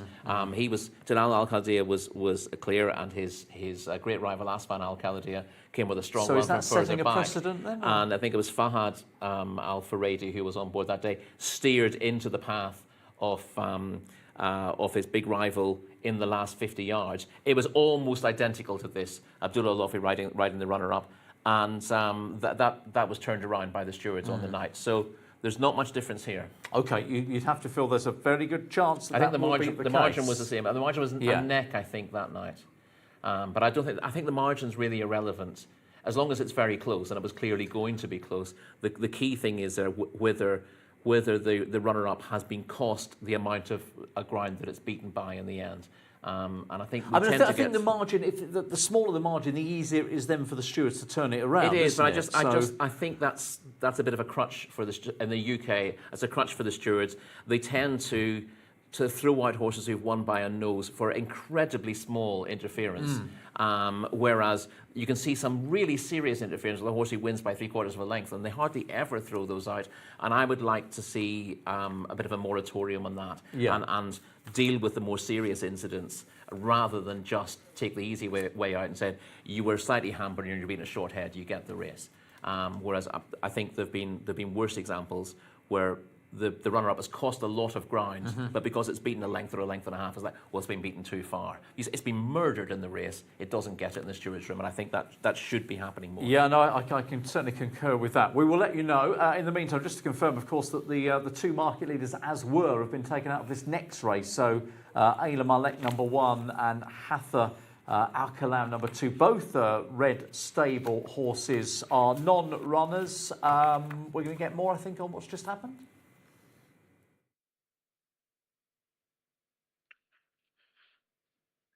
Thank you, Darryl. Yeah, we'll find out soon, I think, about that objection, that steward's inquiry. That we'll let you know. Anyway, let's crack on. As you say, yeah, the 1 and 2 are out here for this race. So 2 absentees here for the Suleiman Al Hassan Award race on the dirt, 1,600 metres for 3-year-olds. Scratch 1 and 2. number 3 is the first one we're going to talk about. Aben Al-Asai, by Nawa Al-Mudiani. Number 4, Al-Karaz, Abdullah Al-Khamis. 5, Al-Nabk for Abdullah Al-Qradis. 6, Alawar, Fahad Al-Furedi. 7 is Aziz Al-Muhammadiyah for Adel Al-Furedi. Number 8 is Dale Al-Hajjaz, Camille Ospina, looking for his 3rd winner of the night. On we go to number 9, which is Falah Zain, Mohammed Al-Daham. Number 10 is Milton Asil Al-Sahani, looking for his hat-trick as well tonight. Number 11, Saham Al-Bati for Abdullah Al-Hussein. 12 is Shakar Abdullah Al-Lawfi, looking for a double. 13, Bryden Mohammed Al-Habail. 14, Ganabi Rayan Al-Toesh. Over the page to find number 15, who is the favourite. Messamaya is now the favourite because the other two, of course, have come out. There's non-runners, to remind you, 1 and 2 are both out now, aren't they? Ayla Malek and Hatta Alakam. So 15, Messamaya, Tariq Al-Mansur. 16 is Sha'aya for Eddie Castro. Number 17, Motawalia, driven by Naif Al-Anazi. So we now have 15 runners without the 1 and the 2 for race 7. Let's go and join Callum. Thank you very much, Anthony. Let's talk about some well-turned-out individuals. I was just hearing in my ear that the objection has been dismissed. The result stands. 11 beat 4. Lily's Bet is your winner of our previous contest, and I have to say, I imagine it was a winning distance of half a length that may have just been enough for Lily's Bet and Saab Al-Timiat to take victory in that last contest. But let's look at the 5 here. This is Al-Nabak, who looks in really, really good shape in this contest here. Coming into this race in a bit of a poor run of things, well beaten last time and 5th the time before that, but track back a few more runs, and without the 2 main hitters in this race, suddenly Al-Nabak has a big chance. Let's drop back to the 6th, another well-turned-out individual, Alouaf, who's coming towards us now. Beautiful quarter marks in Alouaf, who looks in really good shape too. Couple of 6th place efforts of late, but certainly can't be ignored here. Really big, strong type, isn't he, Alouaf? Looking forward to seeing how this 3-year-old gets on. Still hasn't had too much racing considering his size. We'll pull our way back past a couple of them. I thought the 7 looked in good shape as well, but we'll pull our way back to the 9. Falah Zain, who's going to come towards us now. This horse looks in really good shape here for Samar Al-Dahani and Mohammed Al-Daham. Look at this one in the parade ring. We'll just make sure that we can get a good old look at this one. Big, strong type here. He really does strike with a horse who will be even better next season. But look at Falah there. This is a proper pony. Coming into this race in not too bad a form either. 2nd last time out has been highly tried. Mohammed, good chance on this one, I think. He hopes so indeed. Let's have a look at some of the others. We're just seeing Milton come past us. Mustafa, just give Milton a bit of space. This was a major paddock negative. Milton has been messing around, so to speak, in the parade ring. Asil Al-Sahani looking for a hat-trick. We'll have to hold on tight with Milton now because he looks very keen and ready to go. Let's have a peep at some of the others. Here's some horses that we've seen a lot towards the end of the season. The first is the 12 Shokab, who comes towards us now.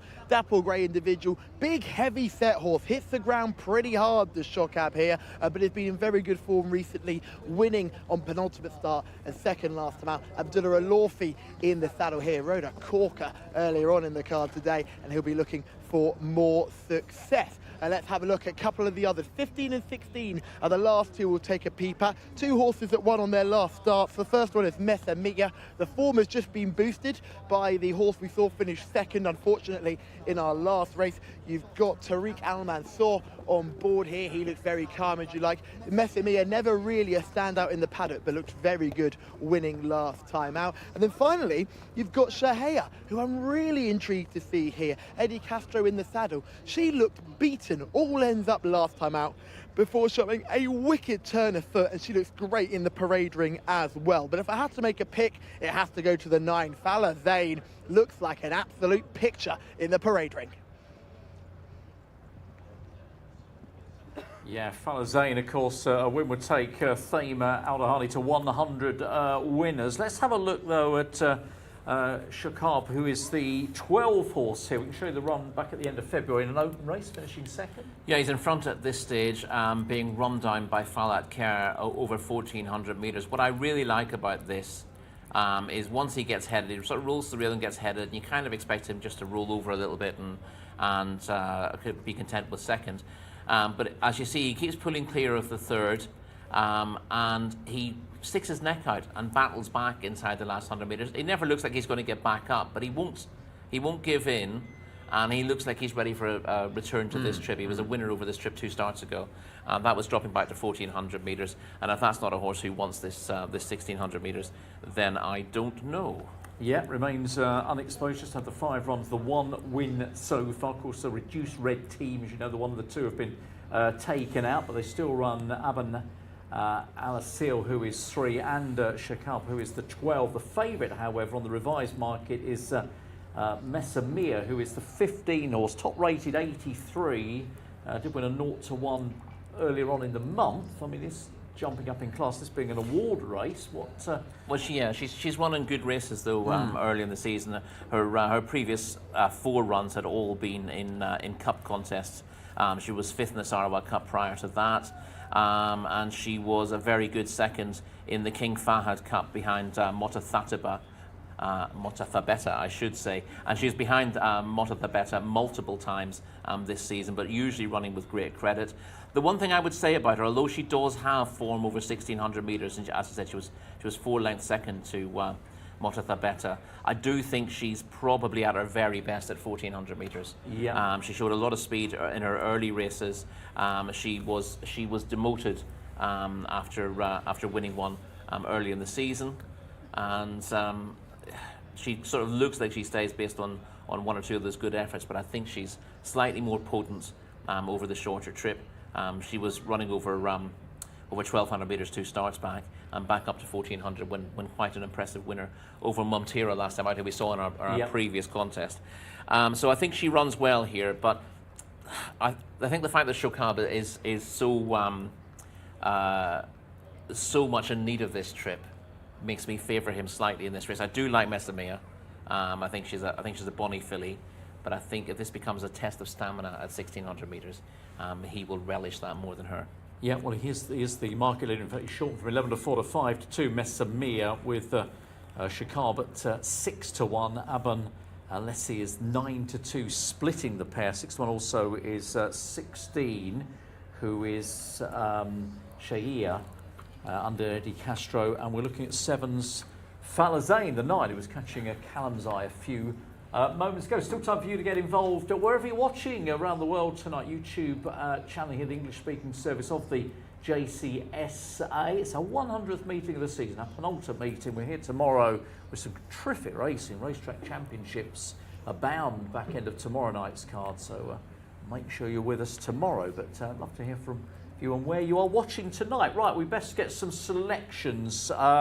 Well, Rory's been flying high tonight. Well, Callum's flying high earlier, but you sort of almost three quick fire wins. Who are you going with?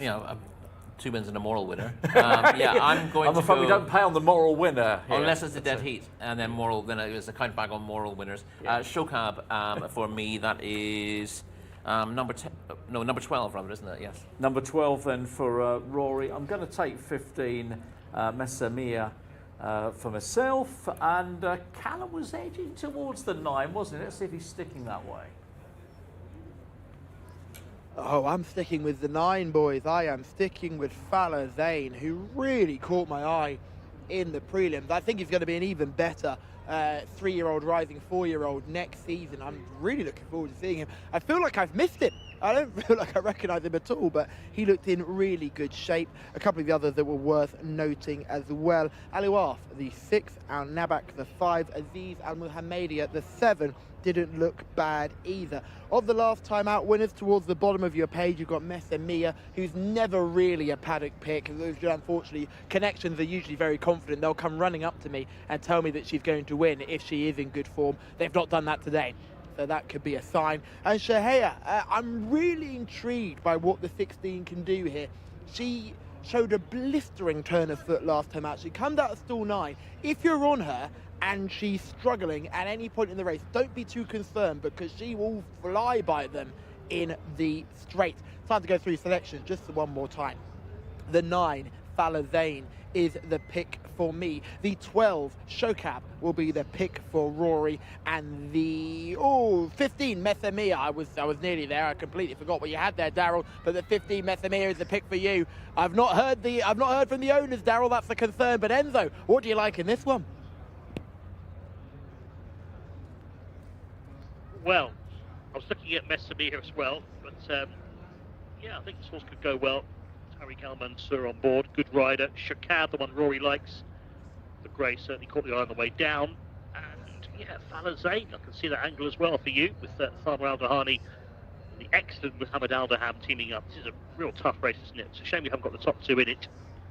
Still a bit of quality remain amongst the 15 that do go, and they are loading. Number 10 they're going for, that's Milton in the black and red. Blue colours just going forward there. That is Alouaf, isn't it? Number 6. 7 going in now. Aziz Al Mohammedia. Green cap. For the next runner there as well. That's Fala Zane.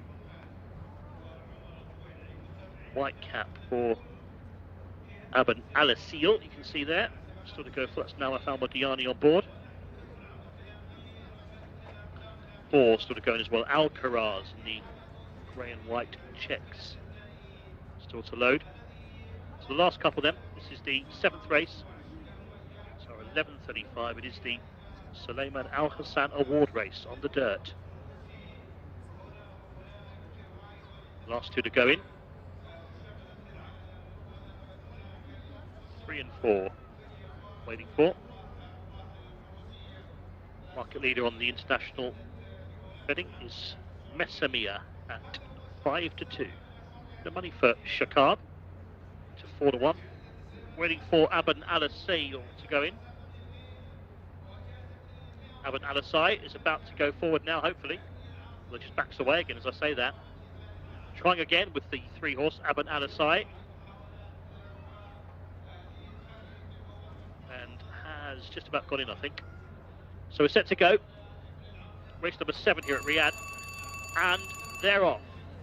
Step slow from the outside with Shakab, the grey, but plenty of time to make up the ground as they race away for our 7th here, the 11:35. Breaking well towards the inside and showing that early speed is Fala Zane, the green sleeves and cap.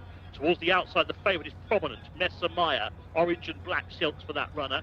Just off those 2, we have moving up to get a bit closer now is Alouaf in the blue colours, goes to about 5th or 6th. They head towards the far side of the course, but up front towards the inside, Fala Zane is still there. Right there is Al Nabak as well in the grey and blue colours, and Al Nabak has come forward now to go into 2nd place. Just off the pace towards the inner, we have Ganabi as they head around the turn. Messamia is still there. Alouaf is caught very deep, but a 6-way go for the lead here as they come around the turn. Saham Al Batin is just off them, the light blue cap. Further back to find Alcaraz, who's just struggling to go with them. Also towards the rear is Milton. Another one out the back of the field is Motawan here as they come around the home turn. In the 2-path, Messamia, orange and black colours. Around the outside goes Aban Alasai, though, the white cap on the move. These 2 press on. Alouaf trying to go with them as Fala Zane rather backs out of it, in line for home now with 400 metres to go and less. And here on the outside comes Aban Alasai to come and now join issue with the favourite Messamia. These 2 are battling this out. Messamia trying to regather momentum, but all the momentum is with Aban Alasai right down the outside. But now Al Modiani is now stretching right away in the final 200 metres. It's going to be Aban Alasai trying to rally again is Messamia, but Aban Alasai goes on to win. Number 3, Aban Alasai. 2nd goes to Messamia, who was brave in defeat. They were well clear of the 3rd horse. It might have been Ganabi, who was very deep on the course, was running on strongly from a long way off the pace. Number 3, the winner. Double for the red stable, isn't it? Because they had that winner earlier in race 1. Zefzaf for Jimmy Jerkins was written by Abdullah Al-Lawfi. This one written by Nawaf Al Modiani. 1 minute 40.69 seconds the winner's time. 3 the winner, Aban Alasai. 2nd number 15, the favourite. He ran a good race in defeat, tried hard. Just found 1 too good. Beat 2 lengths was Messamia. And indeed, Ganabi did get 3rd, deep on the course. Number 14 from well off the gallop. It's 3:15.14, and fourth was number 8, who also stayed on from a long way back, Dala Al Hajaz. 2 lengths and 6 lengths the margins. 3:15.14 the numbers. Aban Al-Asai has won our penultimate race of the night.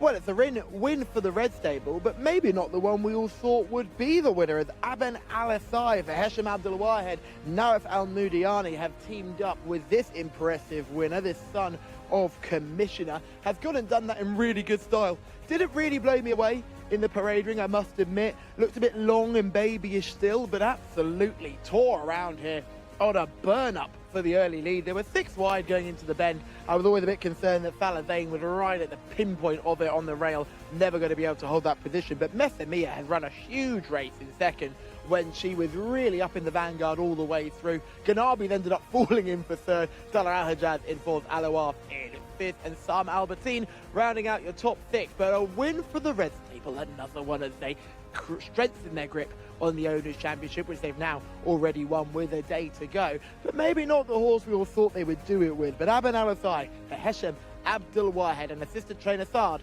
have taken this victory. A winning horse just coming towards us now. That was the 8th career start and now a 2nd career win.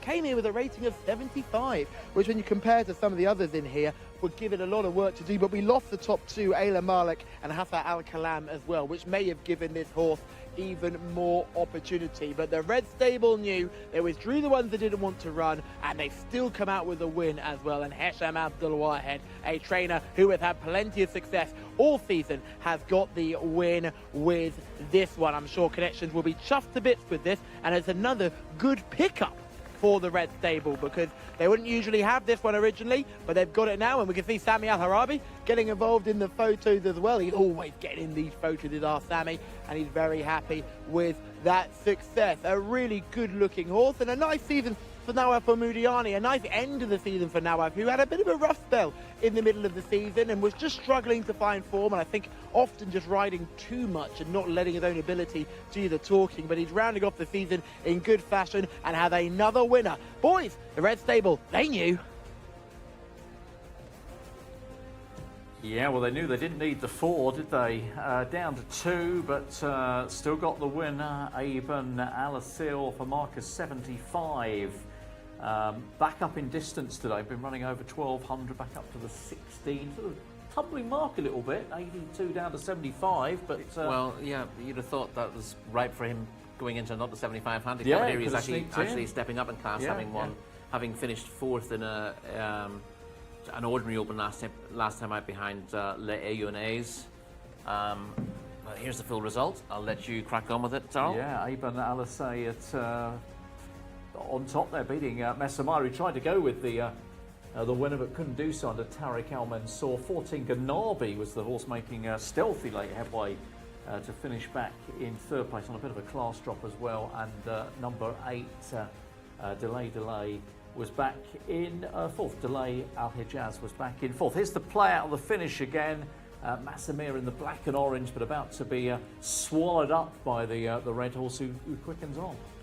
Yeah, this was an improved performance from Aban Al-Asai. He looked like he was going places when winning over 1,400 metres early in the season, beating Ibn Al-Reeb. He's been utilised as a pacemaker a couple of times for other Red Stable runners in good races. For example, he was behind Taj Blati 3 starts ago in the King Abdulaziz Cup, the Group 1 contest. He then ran a good fourth in the Sarawak Cup. Over 1,200 So metres, it's 2 starts form, ago. isn't it? Yeah, Just a bit disappointing last time out when made favourite. Looked to have a winning chance again over the 1,200, but he shows that he stays this trip in a well-run race as well to come out on top. So, I mean, he's only had the 7 runs, and arguably hasn't been utilised properly in some of those races, running on a variety of trips, being utilised as a pacemaker, and he's been able to shine in his own right here, but always travels strongly, tracking Messamia in the early stages. A lot of speed on here early. Falazane you see on the outside. The horse on his immediate outside is Al Nabak. Aluarf in the blue colours out wide is also trying to get handy. Messamia was always there or thereabouts as well.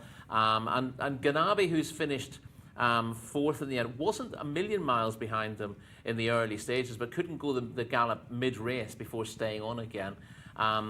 But you know when there's 4 or 5 horses across the track, they're going fast here, and normally you're looking for something to come through and pick them up. But I think Aben Alasay, despite being it wasn't an outsider, it was an 8-1 shot here. Despite having questions to answer this trip, has clearly seen it out thoroughly. No excuses for the runner-up. She's run her heart out again. She's a smart filly. Is Messamia. As I said pre-race, I think she's arguably a little bit better at 1,400 metres than 1,600 for all she stays. And she's been game in defeat. When she's headed, she didn't drop away. She tried to rally again, but the winner was too strong. You can make excuses for a couple in behind here, but the winner is definitely improved. Yeah, trophy presentation, of course, it's an award, isn't it? The Suleiman Alassane Award, so an important prize, 130,000 SAR. And, well, of course, well done once again to the Red Stable there, who had taken one of the big prizes of the night. The remaining big prize, of course, is coming next, because it is our last race as we enjoy that presentation. Beautiful trophy, beautiful awards to the winning connections, with a little ripple of applause in the background as well. So, we're going to come to the final race already. It's whizzed by again this evening as the presentation continues across there after that 7th race. We come to the Sprint Championship for the Arabians, which is a 150,000 race coming up. It is a listed contest. Obviously, plenty of horses rated in excess of 100, in excess of 110 here. Before we get runners and riders, let's go back to Callum. Thank you very much, Daryl. Yes, I thought just before we go through the runners and riders for this Sprint Championship Cup for the Purebred Arabians, we would talk to Lucas Gaitan, who has the enigmatic, the talented, the often quite frustrating Fudapine. Yeah, well, it's a horse we all love in the stable. Last time he won very nice in Haldia races. We give a little break, and then thinking always with this target of this Sprint Championship. Tough race, of course. This Basek and Bake, we think he will go to the front. He has record in America in short distance, so probably he will go there. It will be tough to follow him.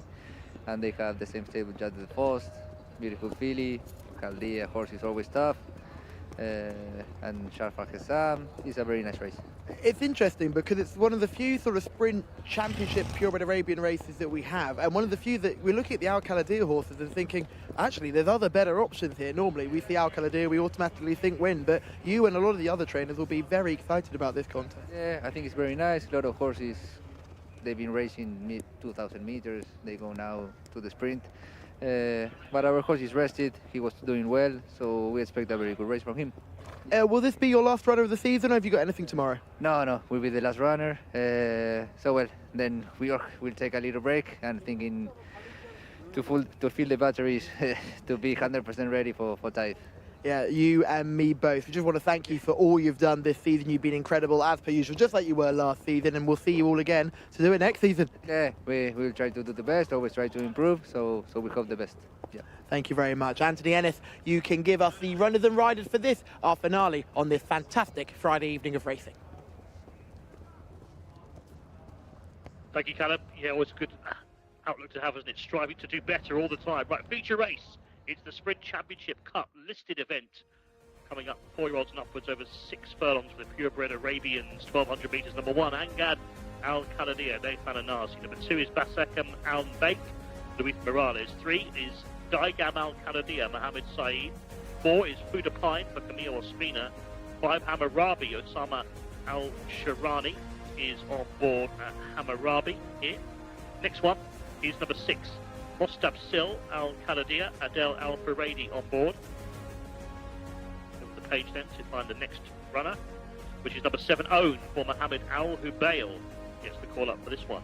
Number 8, Saloom Al-Khaladia, Fahad Al-Faradi. Number 9 is Tawak Al-Khaladia, Abdullah Alofi. 10 is Al-Anub, written by Meshal Al-Mazid. 11 is Apache, that's written by Tariq Al-Mansur. Number 12 is the favourite, Jade de Faust, Mohammed Al-Daham on board. Over the page, find number 13, Shafa Al-Hazam. Asil Al-Sahani is still looking for his treble, I think, isn't he, on the night? And that will be 13. And then we'll have, here we go, Shafa Al-Hazam, Asil Al-Sahani. 14 is Mushrif, not to be confused with Mishrif. Abdulaziz Al-Yayesh is on board that one. 15 is Mubarez Al-Shahanaya, Abdullah Al-Saidi. Number 60 is Basikar, written by Thab Al-Timyat, who had a winner in the earlier on in the card. And 17, the final one, is Rayad Al-Bar from Muhannad Al-Nassar. So they are the runners and the riders for the big one of the night. Callum's having a look at the 2 horse here, the second favourite, the one I quite like as well, Basicum and Bake. Yes, Enzo, Basecum and Bake, the first one we're going to look at, and this is an absolute rocket ship. All speed, and that's all he kind of knows what to do, and as you can see, he's nearly running away from his handlers in the parade ring. Doesn't he look well, though? He looks in really good shape. You just hope they can keep a lid on him before the start. It's a long way down to post, and Basecum and Bake will need to have the absolute full skills of Louis Morales. Big race Louis on board, keeping this horse calm as possible. Let's pull back to Fuda Pine. Oh, goodness gracious, do we love this pony. He's an absolute star. He dotted up on the purebred Arabian race evening last time we saw him. That result doesn't come up on your race card, but that was a wonderful return to form. This is a tougher contest, and Camille Ospina will be on board for the first time. Horse has bags of speed, but could be hard to keep and maintain that speed. Let's go through a couple of them. I want to go to 10. Alan Nude will be the next one we'll take a peep at. One of those horses that we see all the time running really well, and has this season actually found plenty of success for the winner on penultimate start, and a good second last time out as well. Not quite as powerful and imposing looking as some of the others that you'll see in this field, but this horse is a really reliable performer, and you can see just twitching underneath that stuff, really on edge, about like a bomb ready to explode. That's Alan Nude, the 10. Let's go back to the 12, Jade de Faust, who comes here, another one for Ajmal Stable. This is a lovely horse as well, isn't it? Jade de Faust. Mohammed Al-Daham on board knows this horse well. A rating of 119 says everything we need to know. A 4-time winner here in Saudi Arabia, including on penultimate start. 4th last time out in a tough race. This is arguably a bit easier, but again, it's going to be an absolute burn-up. And finally, I just want to look at Shafa Al-Hazam, the 13. This will be the last one we look at. Won the trial for one of the races on Saudi Cup night with a bit of surprise winner there. Wasn't disgraced on Saudi Cup night, but didn't quite have the rub of the green there. This is a much easier contest for sure. And look who's on board. Asil Al-Sahani. He's looking for a hat-trick. Yeah, he's on a 14-1 chance in Shafa Al-Hazam if he's going to complete that hat-trick. Good evening to George, who was on for the previous race. George Lazaridis, he was with Falazay and came back and said, not tonight. Still time for a winning selection, George, if you like one in this this 8th and final sprint championship, where the market is playing very much with Jade de Faust, the 12, as the 7-4 favourite on the international prices. Basecum and Bake at 3. We had some positivity, didn't we, from the guys. Fuda Pine is on 5-1. Camille looks for the treble. Bigger prices the remainder. I suppose we should start with the favourite, shouldn't we? Actually, before we do that, shall we have a look at the favourite? Yeah, Jade de Faust. This is in the Manafa Cup back in February over the big weekend, finishing 4th. Yeah, this is a top class contest, the Al Manifa, and we got an odd run from Jade de Faust here, because normally he's blazing speed, and he's got a lot of a lot of early and doesn't tend to get home. This was over a trip that I would say would be too far, and never featured with a chance in the race, but has run on very strongly. I should say she, the mare, she run on very strongly to grab fourth place in a really strong contest there. This is Basekam and Bake, who should have won in a Saudi debut last time out. And there's a very interesting form line between the front two in the market. You see, he just wanders off a straight line there. That's going to get worse in the final 100 metres. He had the race in the bag, and he's wandered badly over towards the stands, then gets unbalanced as well as his jockey tries to correct him, and gets beaten 3/4 of a length in the end by Turkey Al Khaladia. Now, Turkey Al Khaladia also beat Jade de Faust by 3/4 of a length over this track and trip earlier, not earlier this season, this time last year, when Jade de Faust was second behind Turkey Al Khaladia in the sprint championship then. So there is a strong line between the two of them. On that occasion, I think Jade de Faust wasn't quite as good as Turkey Al Khaladia, despite having loads of speed, just got worn down. Whereas Basekam and Bake has clearly got the ability to beat Turkey Al Khaladia if he can keep a straight line. Now, I haven't got his American form lines to hand here, but he's a very fast horse in the US before being imported here, and he showed all that speed, but couldn't keep a straight line late on. I don't know if he was tricky. He had a very good win record in the States. Yeah. He certainly showed signs of temperament last time out, but I'm inclined to forgive him if that was a one-off. I don't see any, from his record that he was the type of horse to throw a race away. If you are the type to keep throwing races away, you tend not to have too many ones in your record, and he's got lots of ones on his record. So my view is that he's actually a slightly better horse than Jade de Faust. I know that on paper, Jade de Faust seems to have plenty in hand, getting a rating of 119 on the back of that run last time out, but we've seen Jade de Faust plenty of times. She's had 21 career starts. She's very, very good on her day. She won an open race, beating Mutawahedja Athba before finishing a career best fourth in the Al Manifa. I just think that form line is a little bit suspect. Okay, yeah. Because it's just so unlike anything she's done before. Gathering down at the start, you would have seen the trophy in the background a moment ago for this sprint championship. This is 150,000 SAR, so it's a nice prize, but it's also the prestige of winning the sprint championship as they arrive down at the start then. So I guess it's a case of finalising selections. As you say, Rory, the 12 is rated some way clear here, the favourite, 119, but I'm listening to what you're saying, and I'm feeling you're going to be looking elsewhere. Yeah, I think Basekam and Bake gets his rating essentially because he was behind Turkey Al Khaladia last time out. I think that run suggests he's a similar type to Jade de Faust on balance. Her rating suggests she's going to win this. She's got £10 in hand and she's getting weight. But I'm going to give number 2 Basekam and Bake a chance to redeem himself after disgracing himself a little bit first time out. Okay, I'm going to take number 10, Alan Nude, who has just come back from a bit of an absence here, but I think he's got some nice back form on the card. So, will we get a winner in the last? Well, Callum get a winner in the last. We're about to find out Callum's choice. Ladies and gentlemen, boys and girls, welcome to the Basekam and Bake coming out party. This thing is going to win. Very simple. He looks an absolute picture in the parade ring. I'm amazed. You can just see him now. He's just on his toes, but Louis Morales did wonders. He cantered down like an absolute lamb. And I'm hoping they can just keep the lid on him here. Look, it'll be interesting to see how he goes. He comes out of 9, Fudipine comes out of 15. There'll be plenty of pace on early, but you'll be hoping he gets across nice and easy. I think something caught his eye last time. I'm willing to forgive that last run, and if he stays straight, he wins by half the track on that occasion.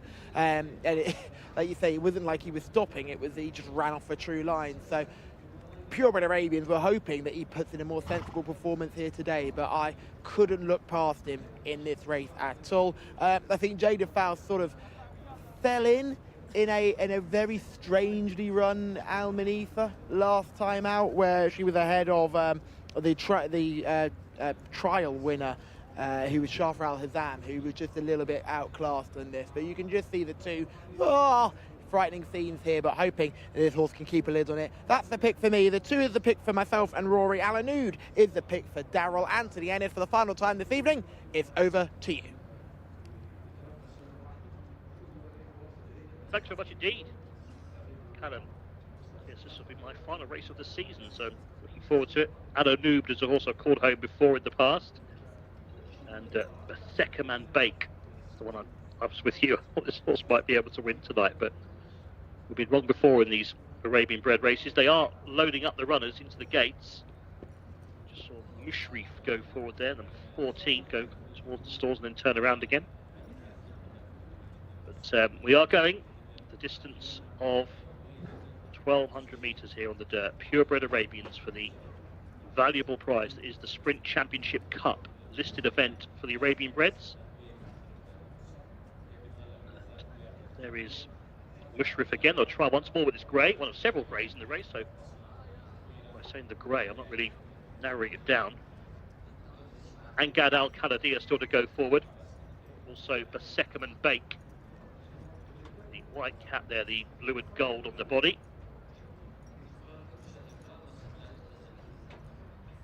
The one to go forward there is the other grey, Daigam Al Khaladia, that is. Daigam Al Khaladia, Mohammed Said is the last one. Here we go. Race number 8, our feature race, the Sprint Championship Cup listed race for the purebred Arabians. And they're off and racing.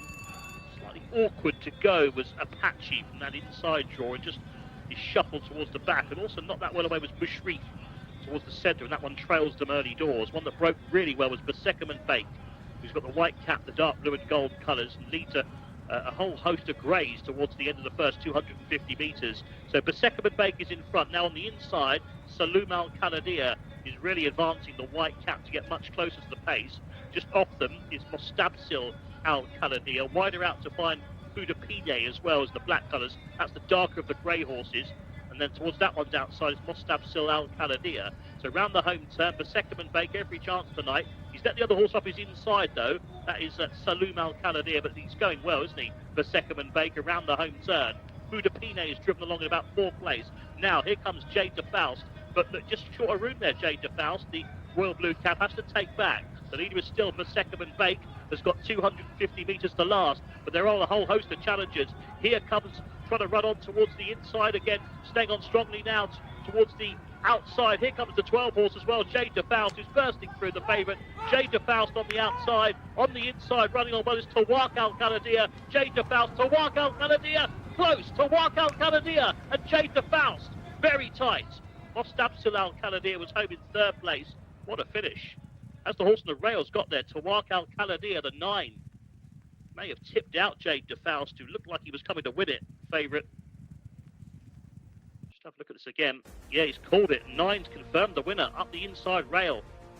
With the black blinkers, it was Abdullah Alorfi, who's top and tailed the card, I think, isn't he? Won the first, and he's won the last.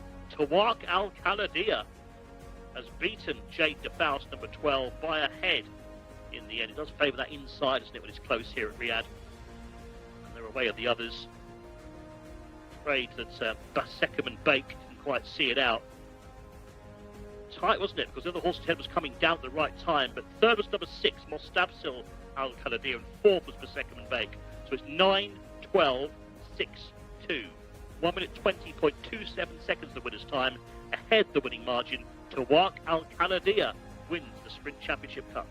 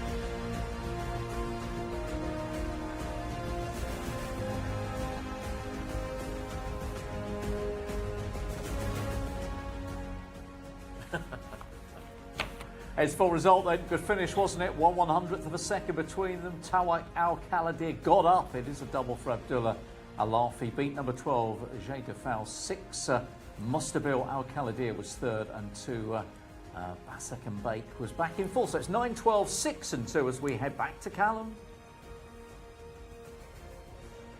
Well, Tawak Al Khalidi coming later than Jada Faust was not on my bingo card for this evening, but Abdullah Alafi has topped and tailed the card. Had a winner on the turf in our first race, coming wide and late. Had a winner in our last in on the dirt, coming pinned to the rail like a limpet and taking that victory aboard this son of Laith Al Khalidi. Yet another winner for the super sire that is Laith Al Khalidi, and Abdullah Alafi has done the steering and done it well here in a race that was fascinating all the way along. You saw Batheckham and Bake tried to get in front from that stool 9, but there was an Al Khalidi runner, absolutely, I think it's Sawaiti Al Khalidi, who was able to just get up that inside rein and really, Saloom Al Khalidi, I should say, who was able to just get into that perfect position and take full advantage of that and just get Batheckham and Bake out of a rhythm for a very long time. So it was good to see that there was clearly tactics involved to try and get him out of a rhythm.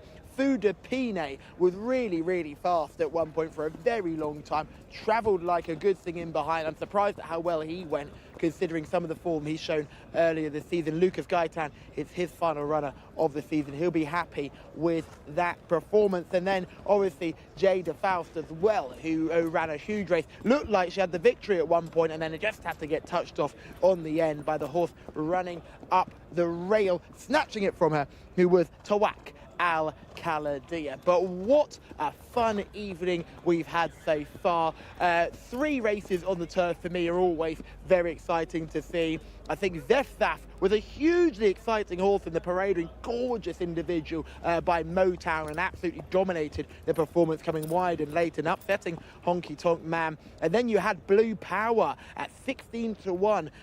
Who looked at a picture in the parade ring again, and on turf debut. Might be a smart one to follow for next season for Nicholas Bachelard. Lovely to speak to Nicholas as well, who he's been very hard to get hold of because he keeps on winning cup races when we wrap up the show, but lovely to chat with him and talk about Blue Power's next move, a horse that will not be getting gelded over the summer, that is for sure. And then finally we had Mishore Jumbo. How can I forget Mishore Jumbo, in Samar Al-Dahani's own colours, an absolute stunning success, which the boys in the studio will look back on. Meanwhile, I have lots to look forward to. One more day of racing tomorrow, a super Saturday indeed, the finals of the Racetrack Championships. I can't wait to get stuck into it. I hope you join us too. Have a lovely evening or afternoon or morning, wherever in the world you are. And the boys will take you through a highlight of the rest of the card. Callum, thank you very much indeed. Let's just have a look at this finish, because it was a good finish, Rory, wasn't it? And right up on the inside fence, Tawak Al Khalidi has just pounced and just taken it from the favourite, Jada Faust. Yeah, a little bit of a surprise result, but a bit of team play from the Al Khalidi horses, if you like. But this is not running in the usual Al Khalidi stables colours. It's worth pointing out, with those hooped sleeves.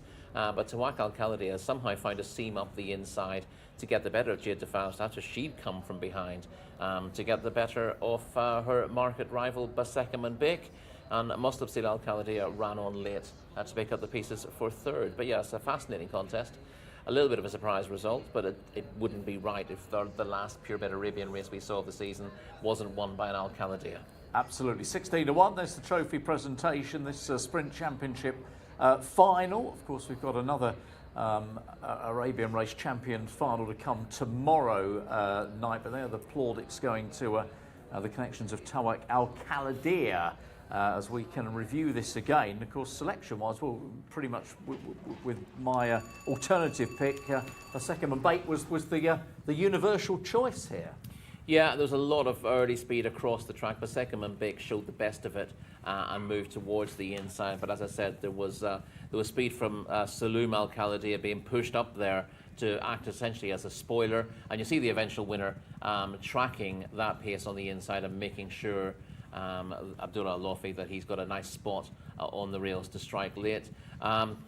Batheckham and Bake, I thought he got a little bit on his mettle at the start, and I don't think he's dropped his head in this race for Luis Morales, and that's cost him in the end. He's shown blistering early speed to get in front of horses with lots of speed, like Fudapina you see there in who I think finished 5th in the end. He's run a half decent race, but he's now just trying to nurse the horse home in front, and I think he's crying out for the line. You see Jade de Faust in the same colours, and the first colours coming through with her challenge. That looks like it's going to be decisive, but the winner rallies again on the rail and manages to get up in the shadow of the post. Jade de Faust, ears back at this stage. She wants to win, but she just gets outrun by Tawakal Khalideh on the inside. Yeah, tremendous finish, and double as we saw, of course, for the winning ride. Abdullah Al-Lafi won the first race as well. One of 3 jockeys who got doubles up tonight, Asil Al-Shirani, and of course Camillo Espina has got 2 winners as well tonight, which has helped his cause, if you like, to be runner-up in terms of the championship. But let's focus on your, I think we know which one it's going to be, your highlight of the night, Rory. He wasn't my selection in the end, but I absolutely adore Monsieur Jumbo, and we see him swinging out around the leader in our 2100 metre open race earlier on. This is race 3, and he goes on to win in remarkably good style, 7.5 lengths. He won by in a time of 2 minutes 9.1 for Asil Al-Sarhani, who's been in very, very good form of late. Learned his lesson from getting beaten on this horse last time, and told trainer Tamer Al-Dahani that he would get it right next time, and he certainly did learn that lesson, and it's produced a career best from Monsieur Jumbo, who is now heading into the stratosphere ratings-wise. He's going to be, he was 98 coming in, so was 100 coming into this. 98 coming in, he's going to be north of 100 because he beat 3 horses who rated solidly in the 90s. He was giving weight to all but one of them, and he's bound to be rated 104, 105, maybe more than that after this, which is remarkable given he was a fairly modest 7-furlong performer in the UK before coming here. But Tamer Al-Dahani has turned him around, and he's won a host of races, and when he hasn't won, he's generally run very well. He's been so consistent, particularly on the turf as well, and of course he gave Tamer Al-Dahani not just the winner, but he had the second as well, didn't he, in that race with Loving Feeling. So he is now on the verge of something special, because he's on 99 going into the final day. I'm trusting he's got lots of runners tomorrow. I do hope so, because it would be something special for Tamer to hit 100 winners of the season. I know 99 is very, very impressive. You don't remember the nervous 90s, do you? Everybody wants to get their century up, don't they? And he can then wave his bat around before he retires for the season. You've done well on the tippings. Callum actually started in 5 Fettel, but least said about my selections tonight, the better. But it's still pretty close. 5 winners for you, 4 for Callum, 3 for myself, going into the final 8 races tomorrow. We've got brilliant racing tomorrow. We've got championship races. The clash of the night surely is Wait to Excel against Wootton Sum, fresh from their meeting in the Saudi Cup tomorrow. I was going through it earlier. I mean, it's almost impossible to go one way or the other. I mean, you've got to come down on it, but some race between those two tomorrow night. It should be. It's not necessarily a 2-horse race. We have seen Mike Frankel, for example, disappointed today, having run an absolute cracker at that meeting. And of course, a lot of these horses running on the final day of the season, it's very much after the Lord Mayor's show for them. Their big targets would have been slightly earlier, and now we're trying to squeeze a little bit more juice before the season is over. And sometimes that works. That's an interesting angle, isn't it? Because that may just open the door for 1 or 2 that maybe ordinarily you wouldn't fancy. So yes, that's a good point to bear in mind.